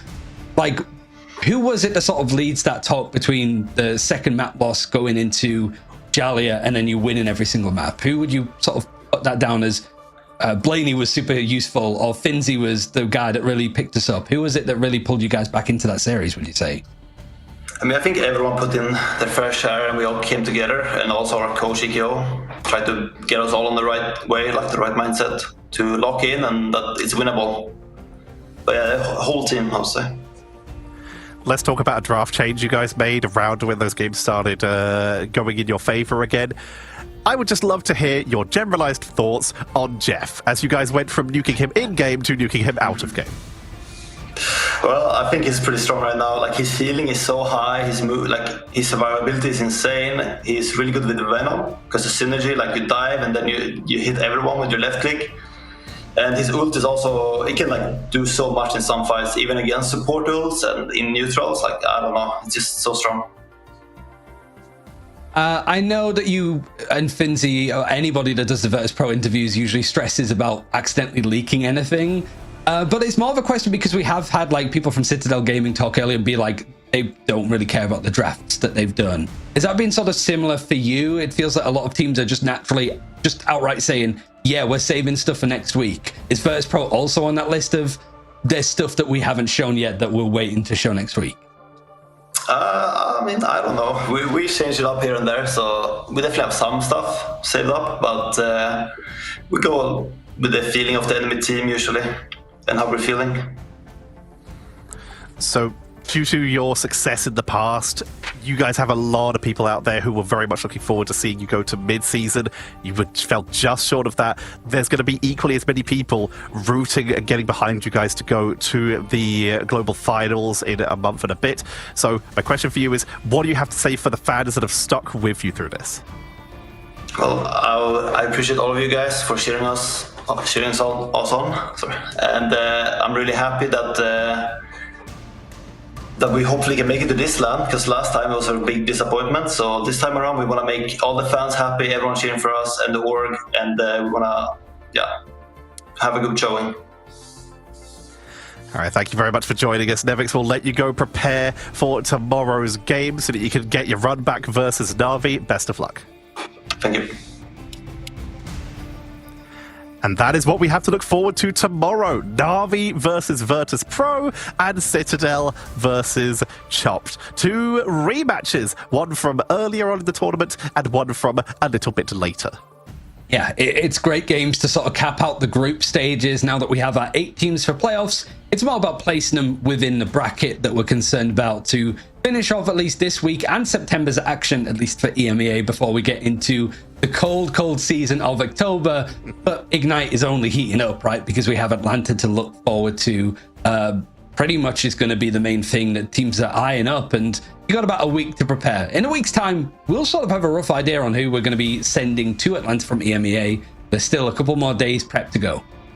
Yes, there is. But also, just so you guys know, because we said Ignite is heating up, make sure you stay the follow on these channels and stay tuned a little bit later on. The Americas will be continuing with their lower bracket games. We'll be seeing the first teams eliminated from there out of Team Kiri, Fire Strays, Intergalactic, Odyssey, Dark Zero, YFP, Busy at Work, and A Lani Wind. We'll see who gets taken out, who continues their journey. That comes up later, but from Ryan and I, we thank you all for tuning in. Make sure to tune back in tomorrow as well for those upper bracket grand finals for the group stage. Kingpin has joined us on the camera to say thank you very much for watching, and we hope you enjoy the rest of your the rest of your games. We'll see you all next time.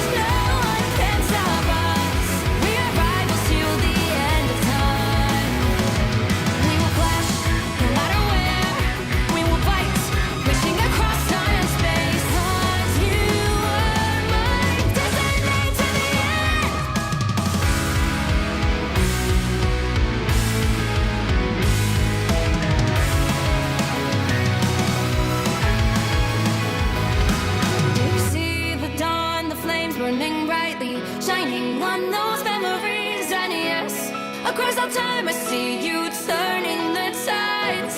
And do you see now our time, our turn? We can still fight like the wind and fire, and wonder no more that now is the only time your heart is mine. Light has fallen, darkness grows, and yes, we fight for our destiny and fate. New days smiling for the past and future. Break those chains, lead the way, fight with me.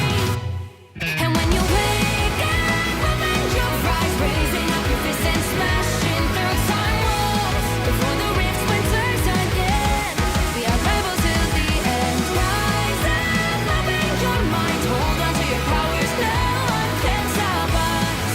We are rivals again until the end of time.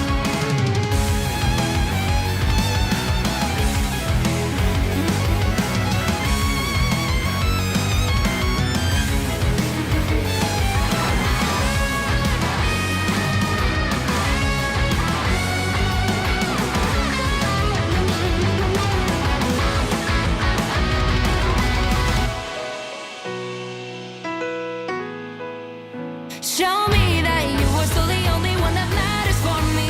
I'll be waiting for you. Wait up, open your hands, holding on to your heart. Look inside you. Can you feel it? The sparks in you.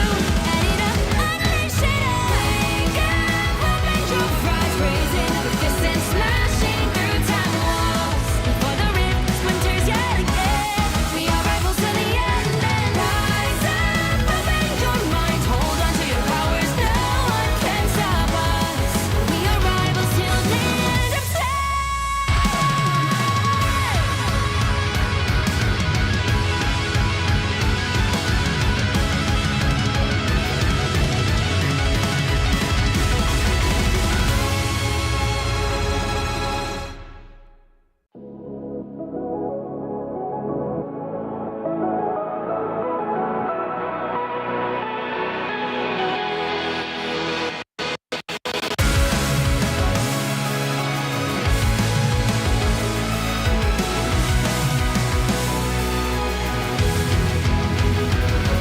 Remember the dusk, the lights gripping tightly, trapping all those